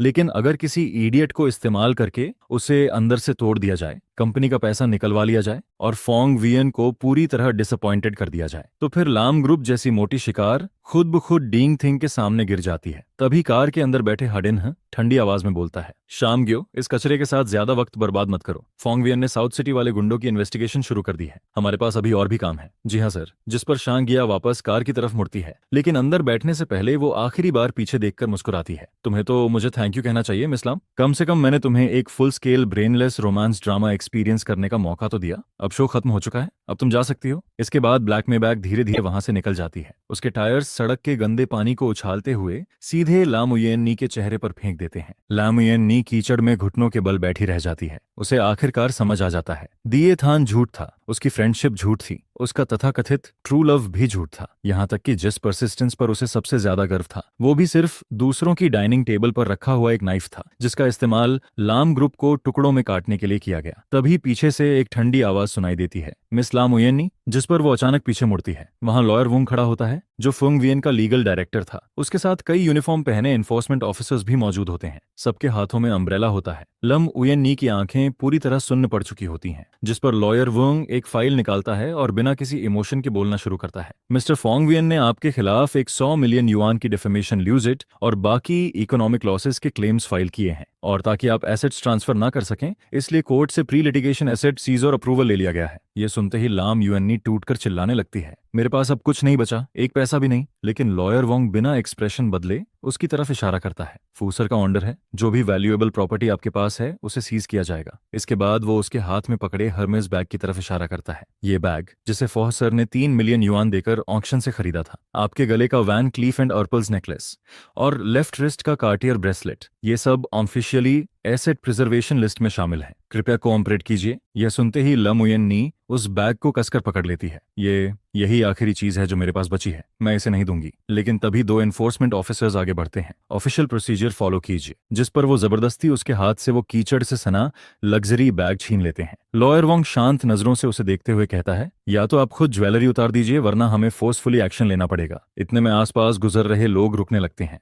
सब अपने फोन्स निकालकर रिकॉर्डिंग शुरू कर देते हैं। अरे, ये वही औरत नहीं है जो कल लाइव स्ट्रीम में थी? हाँ, वही, जिसने कंपनी का पैसा बॉयफ्रेंड पर उड़ाया था। अब देखो, सड़क पर एसेट सीज हो रहा है इसका। फ्लैशलाइट्स लगातार चमकने लगती हैं, जिस पर लाम युएन्नी सबके सामने कांपते हाथों से अपना नेकलेस उतारती है, फिर ब्रेसलेट निकालकर ऑफिसर्स को देती है। हर ज्वेलरी के उतरने के साथ ऐसा लग रहा होता है जैसे उसकी बची हुई आखिरी डिग्निटी भी उससे छीनी जा रही हो। जो ज्वेलरी कभी उसकी स्टेटस सिंबल थी, वही अब उसकी ह्यूमिलिएशन की जंजीर बन चुकी होती है। इसके बाद लॉयर वोंग सारे आइटम्स वेरीफाई करता है और फिर जाने के लिए मुड़ जाता है। लेकिन जाने से पहले वो आखिरी बार रुककर कहता है, फूसर ने आपके लिए एक मैसेज छोड़ा है। ये सब अभी सिर्फ शुरुआत है। इसके बाद बारिश और तेज हो जाती है। लम युएन्नी अकेली उस चमकती हुई सिटी स्ट्रीट के बीच खड़ी रह जाती है। उसके पास अब ना पैसा बचा होता है, ना कोई सहारा, ना कोई सिंपैथी। उसने सब कुछ खो दिया होता है, पावर, मनी, लव, फ्रेंडशिप और यहाँ तक कि अपनी डिग्निटी भी। सबसे डरावनी बात यह थी कि फोंगवियन ने खुद हाथ तक नहीं उठाया, लेकिन उसने सिस्टम और रूल्स का इस्तेमाल करके उसे पूरी तरह बर्बाद कर दिया, जिस पर उसके पैर जवाब दे देते हैं और वो फिर से ठंडे पानी से भरे गड्ढे में गिर जाती है। तभी अचानक बारिश को चीरती हुई एक ब्लैक रोल्स रॉयस फैंटम धीरे धीरे उसके सामने आकर रुकती है। कार पर कोई लाइसेंस प्लेट नहीं होती, उसकी विंडो बिना आवाज किए नीचे होती है, अंदर की लाइट बेहद धुंधली होती है, लेकिन एक आदमी का चेहरा हल्का हल्का दिखाई देता है। उस आदमी की आंखें बेहद ठंडी होती हैं, उसकी प्रेजेंस इतनी भारी होती है कि सांस लेना मुश्किल लगने लगता है। वो धीरे से लामुयन्नी की तरफ देखता है जो कीचड़ में गिरी हुई होती है, फिर उसके होंठों पर एक बर्फ जैसी ठंडी मुस्कान आती है। फुयन से बदला लेना चाहती हो? उसकी भारी आवाज बारिश के बीच सीधे लामुयन्नी के कानों में उतरती है, जिस पर लामुयन्नी अचानक सिर उठाती है। उसकी खाली आंखों में पहली बार पागलपन की चमक दिखाई देती है, क्योंकि उसके सामने बैठा आदमी कोई और नहीं बल्कि हाडिन्ह होता है। डिन्ह थिन कैपिटल का चेयरमैन, बिजनेस वर्ल्ड का सबसे खतरनाक वल्चर। जिस कंपनी पर उसकी नजर पड़ती थी वो कभी पूरी नहीं बचती थी। वो हमेशा तब हमला करता था जब उसका शिकार सबसे कमजोर होता था और फिर आखिरी हड्डी तक नोच लेता था। 3 साल पहले फोवियन और हार्डिन्ह के बीच बिजनेस वर्ल्ड की सबसे बड़ी एक्विजिशन वॉर हुई थी। उस समय फोवियन ने उससे साउथ सिटी का कोर लैंड प्रोजेक्ट छीन लिया था और उसी दिन से दोनों एक दूसरे के स्वोन एनिमीज बन चुके थे। इसलिए आज हार्डिन्ह का खुद उसके सामने आना कभी भी किसी अच्छे इरादे का संकेत नहीं हो सकता था। लेकिन इस वक्त फूवियन से बदला लोगी? यह सवाल सीधे उसके टूटे हुए दिल में घुस चुका होता है। उसकी आंखों में डिस्पियर धीरे धीरे हेट्रेड में बदलने लगता है, जिस पर वो भारी आवाज में पूछती है, क्या तुम मेरी मदद कर सकते हो? हार्डिन कोई जवाब नहीं देता, वो बस हल्का सा सिर घुमाता है। अगले ही पल पैसेंजर सीट खुलती है और ब्लैक सूट पहना बॉडीगार्ड अम्ब्रेला लेकर उसके सामने आकर खड़ा हो जाता है।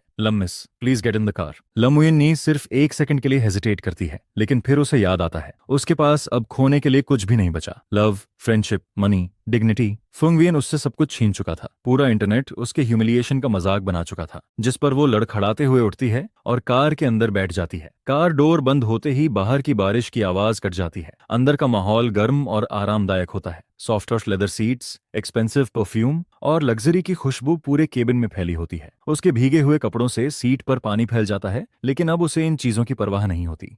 हार्डिन्ह उसके बगल में बैठा व्हिस्की ग्लास हाथ में पकड़े बाहर की फॉगी विंडो देख रहा होता है। वो उसकी तरफ देखे बिना धीरे से पूछता है, लामुयन्नी, क्या तुम्हें पता है तुम आज इस हालत में क्यों पहुंची हो? यह सुनते ही लम उयन्नी अपनी मुट्ठियां कस लेती है। उसके नाखून हथेली में धंस जाते हैं। फोंगवियन ने मुझे इस हालत में पहुंचाया है, यह सब उसी की गलती है। हार्डिन पीछे मुड़कर देखता है, जिस पर उसके गोल्डन चश्मे के पीछे की ठंडी नजरें किसी सर्जिकल नाइफ की तरह फील होती हैं। आज तुम जिस हालत में पहुंची हो वो सिर्फ तुम्हारी बेवकूफी की वजह से है। फुआंगवियन ने तो बस तुम्हारी उसी स्टूपिडिटी का इस्तेमाल करके तुम्हें सही पनिशमेंट दिया है। यह सुनकर लम उयन नहीं पूरी तरह सन्न रह जाती है। उसने कंपनी के पैसे एक गोल्ड डिगर को पालने में लगा दिए और एक ऐसे इंटर्न के लिए जिसे वो 1 महीने से भी कम समय से जानती थी, उसने अपने उस फियांसे को बिट्रे कर दिया जिससे उसकी 3 साल से एंगेजमेंट थी। जिस पर हार्डिन ठंडी आवाज में कहता है, क्या तुम्हें नहीं लगता कि तुम बहुत ज्यादा स्टूपिड थी? लामुयन्नी के होंठ कांपने लगते हैं। तभी हार्डिन आगे कहता है, तुम्हारी बेस्ट फ्रेंड थाम गया 3 साल पहले से ही मेरे लिए काम कर रही थी। वही तुम्हारे करीब आई, तुम्हारी तारीफ करती थी, कहती थी कि तुम बहुत खूबसूरत हो, तुम्हारे अपने विचार हैं और तुम किसी बेहतर आदमी की हकदार हो। लेकिन यह सब मैंने पहले से प्लान किया था। इसके बाद हार्डिन हाथ में पकड़े वाइन ग्लास को धीरे धीरे घुमाता है,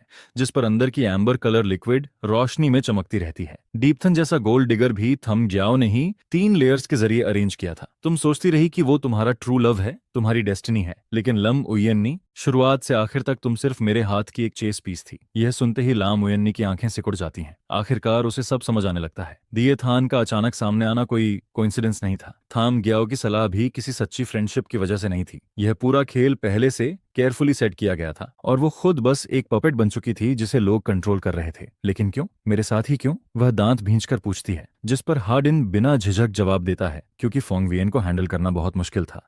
वह हर काम बिना कोई लूपहोल छोड़े करता है। मैं उसकी कोई कमजोरी नहीं ढूंढ पाया, लेकिन उसकी सबसे बड़ी वीकनेस तुम थी। बस तुम्हें एक टाइम बॉम्ब बनाना था, फिर फोंगवियन खुद ही बर्बाद हो जाता। तो तुमने मेरा इस्तेमाल किया? लामुयन्नी कांपती आवाज में पूछती है। हाँ, हार्डिन सीधे जवाब देता है, मैंने थाम गया उसे कहा कि वो तुम्हें ट्रू लव के पीछे भागने के लिए एनकरेज करे, ताकि दिए थान धीरे धीरे लाम ग्रुप का पैसा खींच सके। तुम सोचती रही कि तुम प्यार के लिए सैक्रिफाइस कर रही हो, लेकिन असल में तुम मेरी मदद कर रही थी, ताकि फोंगवियन और लाम ग्रुप दोनों साथ में खत्म हो जाएं। यह सुनकर लामुयन्नी का पूरा शरीर कांपने लगता है। उसे वो सारी रातें याद आने लगती हैं जब थाम ग्याओ उसका हाथ पकड़कर कहती थी, उयन्नी, तुम इससे कहीं बेहतर डिजर्व करती हो। और फिर उसे दिए थान की वो मासूम आंखें याद आती हैं जब उसने कहा था, सिस्टर उयन्नी, मैं तो बस एक गरीब स्टूडेंट हूँ। इसके बाद उसे याद आता है कि कैसे उसने बार बार दिए थान की वजह से फुआंग वियन से लड़ाई की और हर बार उसके सेल्फ रिस्पेक्ट को कुचलती रही। अब जाकर उसे समझ आता है कि यह सब किसी और के लिखे हुए स्क्रिप्ट का हिस्सा था और वो खुद उस कहानी की साइड कैरेक्टर भी नहीं थी, बस इस्तेमाल होने वाला एक प्रॉपर थी। तो अब तुम मुझसे क्या चाहते हो? यूएनई की आवाज अब पूरी तरह ठंडी हो चुकी थी,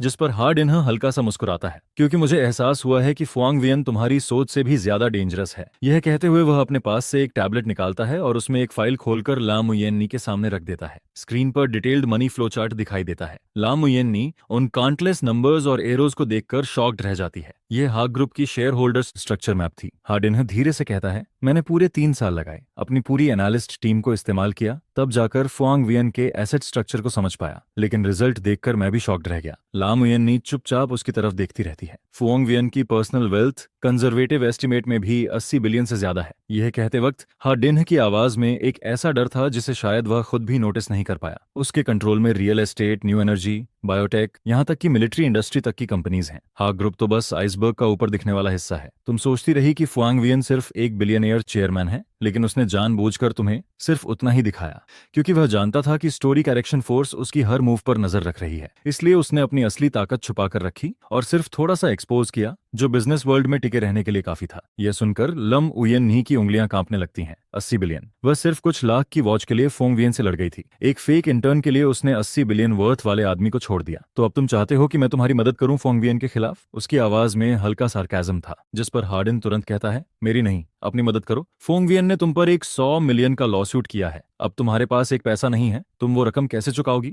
जब कोर्ट फोर्सफुली एग्जीक्यूट करेगा तब तुम ऑफिशियली डिफॉल्टर बन जाओगी, पूरी जिंदगी सिर नहीं उठा पाओगी। यह सुनकर लम उयन्नी खामोश हो जाती है। इसके बाद हार्डिन अपने कोट से एक चेक निकालकर उसके सामने रख देता है। उस पर 10 मिलियन लिखा था। ये एडवांस पेमेंट है, मुझे बस तुमसे एक काम करवाना है। क्या काम? वह धीरे से पूछती है, जिस पर हार्डिन थोड़ा झुककर बेहद धीमी आवाज में कहता है, मैं चाहता हूं कि तुम फुआंग वियन का असली ट्रम्प कार्ड ढूंढो, उसकी रियल एसेट लेआउट, उसका हिडन कैपिटल सोर्स, उसका ओवरसीज स्ट्रक्चर। अगर ये सब मेरे हाथ लग गया तो मैं उसे पूरी तरह बिजनेस वर्ल्ड में डिस्ट्रॉय कर दूंगा। ला मुयन्नी कड़वी हंसी हंसती है, लेकिन मैं यह सब कैसे ढूंढ सकती हूँ? अब तो मैं उसकी कंपनी के गेट तक नहीं जा सकती, तुम्हें वहां जाने की जरूरत नहीं है। हार्डिन टैबलेट में दूसरी फाइल खोलते हुए कहता है, तुम 3 साल तक उसकी फियांसी थी, क्या उसने कभी तुम्हें कोई डॉक्यूमेंट, कोई फाइल, कोई की या कोई ऐसी चीज दी थी जो उस वक्त नॉर्मल लगी हो, लेकिन अब सोचने पर सस्पिशियस लगती हो? यह सुनकर लम उयन्नी गहरी सोच में डूब जाती है। पिछले 3 साल की मेमोरीज तेजी से उसके दिमाग में घूमने लगती हैं। फोंग वियन की विला, उसका ऑफिस,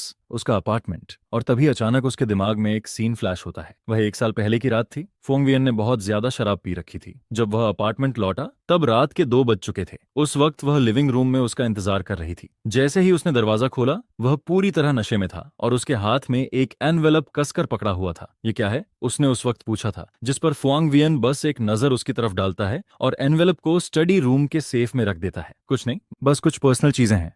उस समय उसने ज्यादा ध्यान नहीं दिया, क्योंकि फुआंग वियन के पास हमेशा बहुत सारे प्राइवेट डॉक्यूमेंट्स रहते थे। उसने कभी सवाल नहीं किया, लेकिन अब सोचने पर उसे एहसास होता है कि उस एनवेलप के आने का टाइमिंग बहुत अजीब था। वह ठीक 3 दिन बाद की बात थी, जब फुआंग वियन और हार्डिन की इक्विजिशन वॉर खत्म हुई थी, और उस लड़ाई में फुआंग वियन ने शानदार जीत हासिल की थी। लेकिन उस रात उसकी हालत किसी विनर जैसी नहीं थी, बल्कि वह किसी ऐसे सोल्जर जैसा लग रहा था जो बैटलफील्ड से मुश्किल से जिंदा लौट कर आया हो। मुझे याद आ गया। यूएननी अचानक सिर उठाती है, जिस पर उसकी आंखों में फिर से उम्मीद की चमक दिखाई देने लगती है। उसके स्टडी रूम में एक सेफ है, लाम यूएननी धीरे से कहती है। वो दीवार के अंदर हिडन है और उसके सामने एक ऑयल पेंटिंग लगी हुई है। उस सेफ का पासवर्ड हमारा बर्थडे कॉम्बिनेशन है। यह सुनकर हार्डिन की आंखें हल्की सिकुड़ जाती हैं। अंदर क्या है ये मुझे नहीं पता, ला मुयेन सिर हिलाते हुए कहती है, लेकिन मैंने एक बार फुआंग वियन को एक एनवेलप उसमें रखते हुए देखा था। उसके बाद वो एनवेलप कभी दिखाई नहीं दिया। हार्डिन कुछ सेकंड तक चुप रहता है, फिर धीरे से सिर हिलाता है। बहुत बढ़िया, अब जाकर वो चीज लेकर आओ। जिस पर ला मुयेन तुरंत बोल पड़ती है, क्या तुम मजाक कर रहे हो? उस अपार्टमेंट का पासवर्ड बहुत पहले बदल चुका है, मैं अंदर नहीं जा सकती। यह सुनकर हार्डिन हल्का सा मुस्कुराता है। वो फुआ वियन का अपार्टमेंट है, मेरा नहीं। इसके बाद वह अपने पास से एक टूल बॉक्स निकालता है। बॉक्स खुलते ही अंदर प्रोफेशनल लॉक ब्रेकिंग टूल्स दिखाई देते हैं, लेकिन उस बिल्डिंग का मैनेजर मेरा आदमी है, ला मुयेन। नी उन टूल्स को देखकर घबरा जाती है। उसका हार्ट बीट तेजी से बढ़ने लगता है। उसे एहसास हो जाता है कि वो क्या करने जा रही है। इलीगल ट्रेसपासिंग, बिजनेस सीक्रेट्स चोरी करना, इन दोनों क्राइम्स की पनिशमेंट बहुत बड़ी थी, लेकिन अब उसके पास कोई दूसरा रास्ता नहीं बचा था, जिस पर वह कांपते हाथों से वो टूल बॉक्स पकड़ लेती है। यह देखकर हार्ड इन्ह के होंठों पर मुस्कान और गहरी हो जाती है। जानती हो लामुएन्नी, तुम्हारे और फोंग वियन के बीच सबसे बड़ा फर्क इंटेलिजेंस नहीं है,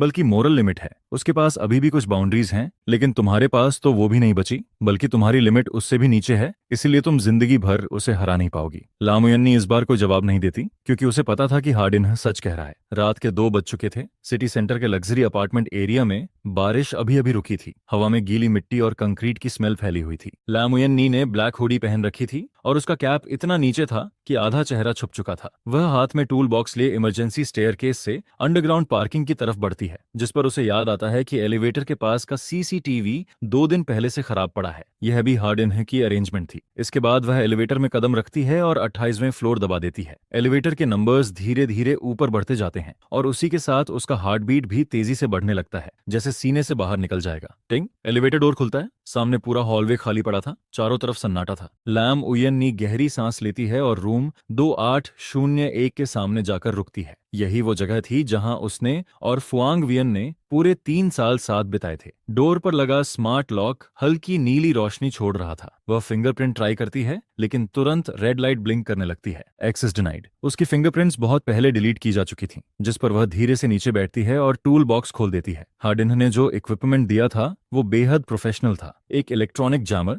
जो स्मार्ट लॉक का सिग्नल टेम्परेरी ब्लॉक कर सकता था, और एक मैकेनिकल डिकोडर जो लॉक कोर का पासवर्ड रीड कर सकता था। करीब 3 मिनट बाद टक, लॉक खुलने की आवाज आती है। डोर धीरे से खुल जाता है।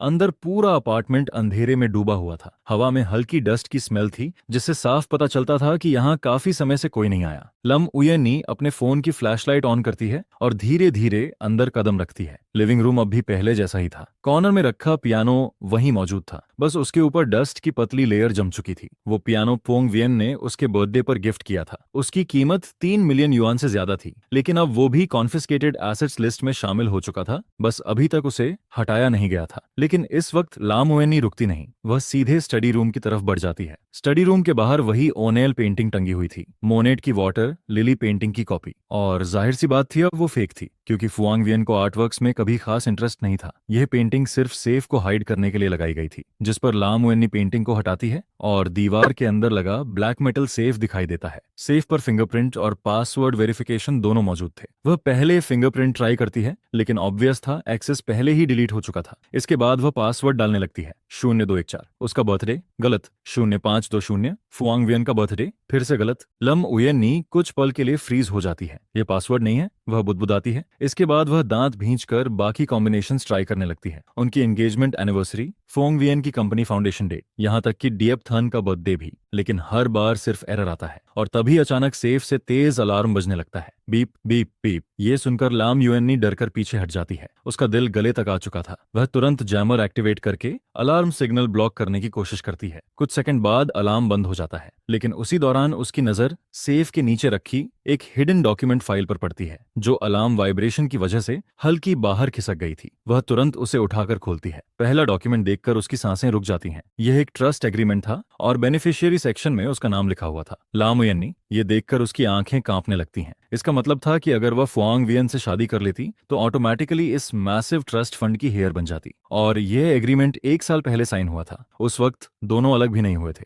मतलब उस समय फुआंग वियन सच में उसके साथ पूरी जिंदगी बिताना चाहता था। ये सोचते ही लाम युएनी का गला भर आता है। उसकी आंखें जलने लगती हैं। इसके बाद वह बाकी डॉक्यूमेंट्स पलटती है। तीसरा पेपर एक हैंड राइटन लेटर था और वह हैंड राइटिंग वह तुरंत पहचान जाती है। यह फुआंग वियन की राइटिंग थी। लेटर बहुत छोटा था। हुएनी, अगर तुम ये लेटर पढ़ रही हो तो इसका मतलब है कि या तो मैं अब इस दुनिया में नहीं हूं, या फिर हम पहले जैसे नहीं रहे। इस सेफ के अंदर जो कुछ भी है वो मेरी जिंदगी भर की कमाई है। मैं ये सब तुम्हें हमारी शादी वाले दिन बताना चाहता था, लेकिन मुझे लगा लिखकर छोड़ना ज्यादा बेहतर होगा। शेनशी चैरिटी फंड के शेयर्स हमारे फ्यूचर चाइल्ड के लिए हैं और ट्रस्ट फंड की बाकी प्रॉपर्टी तुम्हारे और बच्चे के लिए। अगर किसी दिन मैं तुम्हारे साथ ना रहूं, तब भी तुम दोनों अच्छी जिंदगी जी सको। मुझे पता है तुम्हें पसंद नहीं कि मैं हर चीज कंट्रोल करूं, लेकिन मैं बस एक साधारण इंसान हूं और ऐसे लोग अपना प्यार सिर्फ प्रैक्टिकल तरीकों से ही दिखा पाते हैं। अगर किसी दिन तुम ये लेटर पढ़ो तो उम्मीद करता हूँ कि वो हमारी शादी के बाद हो, किसी और वजह से नहीं। लेटर के नीचे राइट कॉर्नर पर एक सूखा हुआ इंक मार्क था, जैसे लिखने वाला आखिरी लाइन लिखने से पहले बहुत देर तक हेजिटेट करता रहा हो। यह पढ़ते पढ़ते आखिरकार लामुयेन्नी खुद को रोक नहीं पाती। उसकी आंखों से आंसू चुपचाप गिरने लगते हैं और लेटर पर छोटे छोटे पानी के निशान छोड़ देते हैं, जिस पर उसके दिमाग में फोंग वियन के साथ बिताए सारे पल घूमने लगते हैं।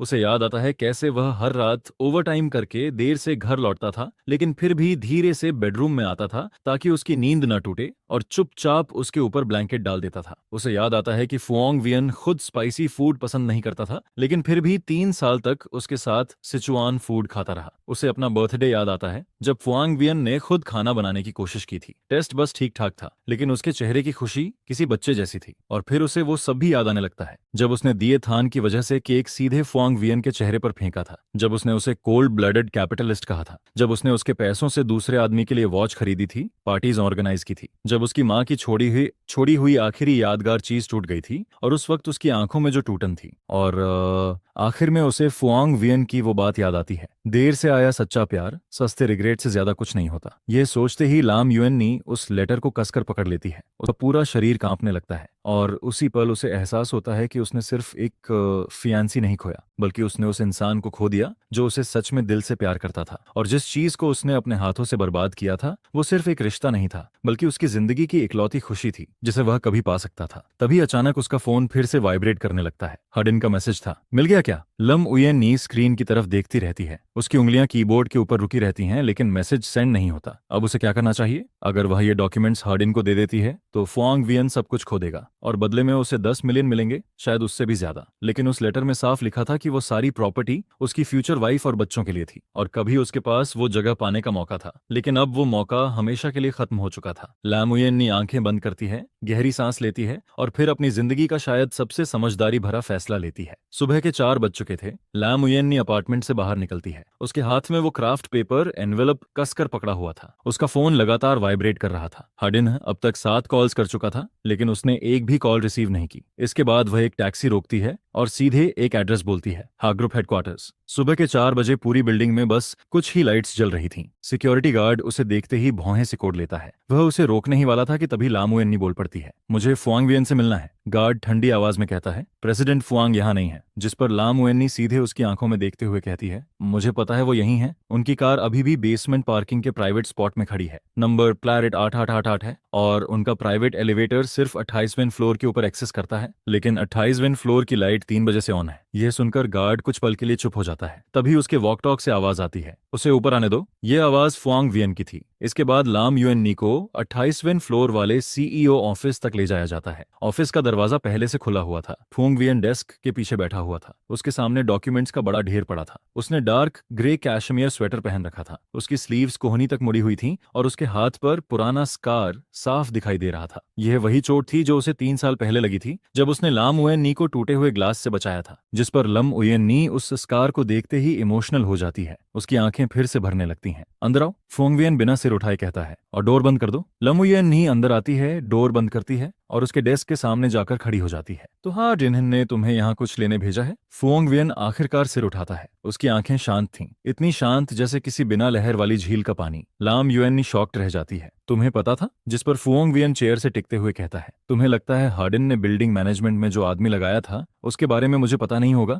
और तुम्हें लगता है कि सीसीटीवी खराब हुआ और मुझे नोटिस ही नहीं हुआ। यह सुनते ही लम उयेन्नी की रीढ़ में ठंड दौड़ जाती है। मुझे शुरू से सब पता था, फुआंग वियन शांत आवाज में कहता है। मैंने जानबूझकर तुम्हें अंदर आने दिया। क्यों? वह कांपती आवाज में पूछती है। क्योंकि मैं देखना चाहता था कि आखिर तुम क्या चुनोगी। फुआंग वियन के होंठों पर हल्की मुस्कान आती है, लेकिन वो मुस्कान खुशी वाली नहीं थी। उसमें एक अजीब सी थकान और जटिल इमोशन छुपा हुआ था। अगर तुम वो डॉक्यूमेंट्स हार्ड डिनर को दे देती तो तुम ऑफिशियली मेरी दुश्मन बन जाती, और दुश्मनों के साथ मैं कभी मेसी नहीं दिखाता। वह कुछ पल रुकता है। लेकिन अगर तुम ऐसा नहीं करती तो कम से कम इसका मतलब यह होता कि तुम अभी भी इतनी होपलेस नहीं हुई हो। यह सुनकर लाम उयेन्नी धीरे से एनवेल्प डेस्क पर रख देती है। मैंने उसे कुछ नहीं दिया, फुआंग वियन एनवेलप को देखता है लेकिन कुछ नहीं कहता। मैंने वो लेटर पढ़ लिया, उसकी आवाज कांप रही थी। तुमने लिखा था कि वो सारी प्रॉपर्टी तुम्हारी फ्यूचर वाइफ और बच्चों के लिए थी। हाँ, और मैं लगभग वो इंसान बन चुकी थी। यह सुनकर फुआंग वियन कुछ सेकंड तक चुप रहता है, फिर धीरे से सिर हिलाता है। लमुयन्नी, अभी तक तुम समझी नहीं? इसके बाद वह उठकर फ्लोर टू सीलिंग विंडो के सामने जाकर खड़ा हो जाता है। जिस रात तुमने पहली बार मेरे पैसे डीएपथन के लिए खर्च किए थे, उसी रात मैंने ट्रस्ट एग्रीमेंट बदल दिया था। बेनिफिशियरी का नाम बदलकर शेंशी चैरिटी फंड कर दिया गया था। तुमने पूछा था ना कि मैंने शेयर्स चैरिटी फंड को क्यों ट्रांसफर किए? वह बाहर अंधेरे शहर की तरफ देखते हुए कहता है, क्योंकि उसी दिन मैंने फैसला कर लिया था, मैं जिंदगी में दोबारा कभी शादी नहीं करूंगा। फुआंग वियन ला मुयेन कुछ कहना चाहती थी, लेकिन वह बीच में ही रोक देता है। ये तुम्हारी वजह से नहीं था, बल्कि इसलिए क्योंकि अब मुझे प्यार पर भरोसा नहीं रहा। मुझे बिट्रेयल से डर नहीं लगा। मुझे डर तब लगा जब मुझे एहसास हुआ कि स्टोरी करेक्शन फोर्स के सामने इंसानी फीलिंग्स कितनी फ्रैजाइल होती हैं। Story correction force? Lamuyanni confused होकर पूछती है, लेकिन फुआंग वियन जवाब नहीं देता। वह वापस डेस्क तक आता है, एनवेलप खोलता है, अंदर के डॉक्यूमेंट्स पर नजर डालता है और फिर ड्रॉअर से दूसरी फाइल निकालकर उसके सामने रख देता है। जो लेटर तुमने देखा वो असली था, मैंने सच में वो लिखा था, लेकिन सेफ में सिर्फ वही नहीं था, उसमें हार्ड इन्हा के लिए स्पेशली तैयार किया गया फेक शेयर एग्रीमेंट भी था। जो एग्रीमेंट तुम लेकर आई हो वो नकली है।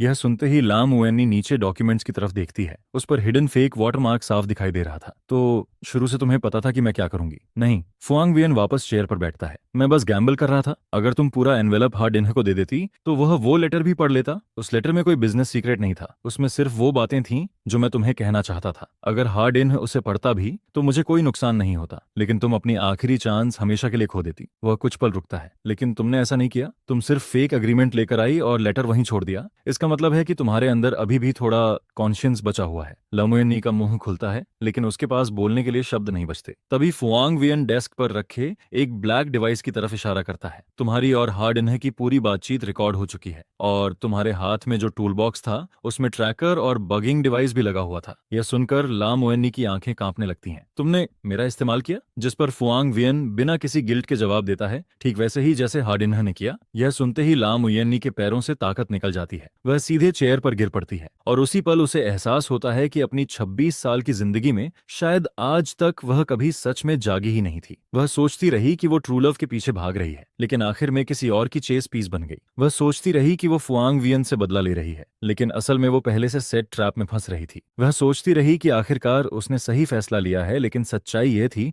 कि वो फैसला भी किसी और के कैलकुलेशन के अंदर था। फुआंग वियन, उसकी आवाज टूटने लगती है, आखिर तुम इंसान हो भी या नहीं? जिस पर फुआंग वियन धीरे धीरे उसके सामने आकर खड़ा हो जाता है। उसकी नजरें ऊपर से नीचे तक उसे देखती हैं। क्या मैं इंसान नहीं लगता? मैं एक कैपिटलिस्ट हूँ, और कैपिटलिस्ट के पास इमोशंस नहीं होते, उनके पास सिर्फ प्रॉफिट होता है। तो फिर वो लेटर क्या था? लामुयन्नी रोते हुए पूछती है। वो ट्रस्ट एग्रीमेंट, क्या वो सब भी फेक था? फुआंग वियन काफी देर तक चुप खड़ा रहता है। विंडो के बाहर आसमान धीरे धीरे उजाला पकड़ने लगता है। डॉन आने से पहले का अंधेरा हमेशा सबसे ज्यादा गहरा होता है। कुछ देर बाद आखिरकार वह धीमी आवाज में बोलता है, वो ट्रस्ट एग्रीमेंट असली था, और वो लेटर भी असली था। यह सुनते ही लम उयेन्नी सिर उठाती है। उसकी आंखें पूरी तरह आंसुओं से भीगी हुई थीं। 1 साल पहले फुआंग वियन खिड़की के बाहर देखते हुए कहता है, मैं सच में तुम्हारे साथ पूरी जिंदगी बिताना चाहता था। वह कुछ पल रुकता है, लेकिन यह सब तुमने खुद अपने हाथों से बर्बाद कर दिया। मैं इसे ठीक कर सकती हूँ? लम उयेन्नी रोते हुए कहती है, मुझे सच में अपनी गलती समझ आ चुकी है। जिस पर फुआंग वियन धीरे से सिर हिलाता है। नहीं, तुम इसे ठीक नहीं कर सकती। क्या तुम्हें पता है कि थम जाओ और दिएपथन तुम्हें इतनी आसानी से क्यों मैनिपुलेट कर पाए? वजह यह नहीं थी कि तुम बेवकूफ थी, बल्कि इसलिए क्योंकि तुम्हारे दिल की गहराई में तुमने कभी सच में मुझसे प्यार किया ही नहीं। मैं तुमसे प्यार करती हूँ। लामुयन्नी लगभग चीख पड़ती है, लेकिन फुआंग वियन की आवाज अब भी शांत रहती है। नहीं, तुम्हें सिर्फ वो काइंडनेस पसंद थी जो मैं तुम्हें देता था। तुम्हें वो बैग्स पसंद थे जो मैं खरीद कर देता था। तुम्हें वो फीलिंग पसंद थी जब मैं तुम्हारे लिए कार्ड स्वाइप करता था। तुम्हें वो स्टेटस पसंद था जो मेरे साथ रहने से मिलता था, लेकिन तुमने कभी मुझे प्यार नहीं किया। तुम्हें सिर्फ वो जिंदगी पसंद थी जो मैं तुम्हें दे सकता था। इसके बाद वह उसकी तरफ मुड़कर देखता है। अगर ऐसा नहीं है तो बताओ, 3 साल साथ रहने के बाद भी क्या तुम्हें पता है कि मुझे सबसे ज्यादा कौन सा खाना पसंद है? क्या तुम्हें पता है कि मुझे कौन सा कलर सबसे ज्यादा नापसंद है? क्या तुम्हें पता है कि मैं हर रात कितने बजे सोता हूँ? यह सुनकर लाम उयेन्नी का मुंह खुलता है, लेकिन उसके पास कोई जवाब नहीं था। फुआंग वियन फिर धीरे से पूछता है, बताओ मुझे कौन सा खाना पसंद है? Sichuan food? लम उयेन्नी हिचकिचाते हुए बोलती है। यह सुनकर फुआंग वियन हल्का सा मुस्कुराता है। उस मुस्कान में थकान भी थी, दर्द भी, और एक अजीब सी राहत भी। मुझे स्पाइसी फूड बिल्कुल पसंद नहीं। मैंने सिर्फ तुम्हारी वजह से 3 साल तक सिचुआन फूड खाया। यह सुनते ही आखिरकार लम उयेन्नी पूरी तरह टूट जाती है। वह डेस्क पर झुककर जोर जोर से रोने लगती है। उसकी सिसकियां पूरे ऑफिस में गूंजने लगती हैं। लेकिन फुआंग वियन उसे ना दिलासा देता है ना उसे रोकता है। वह बस चुपचाप विंडो के पास खड़ा रहता है और धीरे धीरे उगती हुई सुबह को देखता रहता है। सुबह के 8 बजे डिंथिन कैपिटल के मीटिंग रूम में हार्डिन बैठा हुआ था। उसके सामने वही शेयर ट्रांसफर एग्रीमेंट रखा था जो लम मुयन नी सेफ से लेकर आई थी। उसकी legal team already documents verify कर चुकी थी। एग्रीमेंट असली था। फूंग वियन ने सच में हेनक ग्रुप के 47% शेयर्स शेनशी चैरिटी फंड को ट्रांसफर कर दिए थे और ऊपर से देखने पर उस चैरिटी फंड का फूंग वियन से कोई डायरेक्ट कनेक्शन नहीं था, जिस पर हार्डिन के होंठों पर स्मग स्माइल आ जाती है। तो आखिरकार फूंग वियन डर गया। उसे डर है कि स्टोरी करेक्शन फोर्स उसकी सारी संपत्ति निगल जाएगी, इसीलिए वो अपनी कोर एसेट्स अलग कर रहा है। तभी उसका असिस्टेंट पूछता है, हाटोंग अब आगे क्या करना है? हार्डिन टेबल पर रखे डॉक्यूमेंट्स की तरफ इशारा करता है। इन डॉक्यूमेंट्स को मीडिया में लीक कर दो। न्यूज फैलाओ कि फुआंग वियन इलीगल एसेट ट्रांसफर कर रहा है। टैक्स एवेशन और मनी लॉन्ड्रिंग का भी सस्पेशन डालो। जब पब्लिक ओपिनियन भड़क जाएगा तब हम शेयर होल्डर आइडेंटिटी इस्तेमाल करके कोर्ट से इन एसेट्स को फ्रीज करवाएंगे। और उसके बाद असिस्टेंट फिर पूछता है। यह सुनकर हार्डिन जोर से हंसने लगता है। उसके बाद फुआंग वियन आसमान से गिरकर सीधे कीचड़ में पहुंचेगा। उसे समझ आएगा कि हार्डिन को दुश्मन बनाने का अंजाम क्या होता है। लेकिन तभी अचानक मीटिंग रूम का दरवाजा खुलता है। हार्डिन की सेक्रेटरी जल्दी से अंदर आती है। उसके चेहरे पर अजीब सा एक्सप्रेशन था। हाटोंग, नीचे कोई आपसे मिलने आया है? कौन? फुएवियन। यह सुनते ही हार्डिन के चेहरे की मुस्कान जम जाती है। उसे उम्मीद नहीं थी कि फुएवियन खुद यहाँ आएगा। उसे ऊपर भेजो, वह धीरे से कहता है। 10 मिनट बाद फुआंग वियन डिन्ह थिन ग्रुप के मीटिंग रूम में कदम रखता है। उसने डार्क ब्लू सूट पहन रखा था। उसके चेहरे पर हमेशा की तरह काम एक्सप्रेशन था। उसके पीछे 3 लोग और थे, लॉयर वोंग और 2 यूनिफॉर्म पहने हुए आदमी। उनके कंधों पर नेशनल एम्बलम लगा हुआ था। वे प्रोसिक्यूटर ऑफिस के लोग थे। यह देखकर हार्डिन का एक्सप्रेशन तुरंत बदल जाता है। फुएवियन, इसका क्या मतलब है? जिस पर फुएवियन आराम से चेयर खींचकर बैठ जाता है। कुछ खास नहीं, बस तुम्हें एक डॉक्यूमेंट देने आया हूं।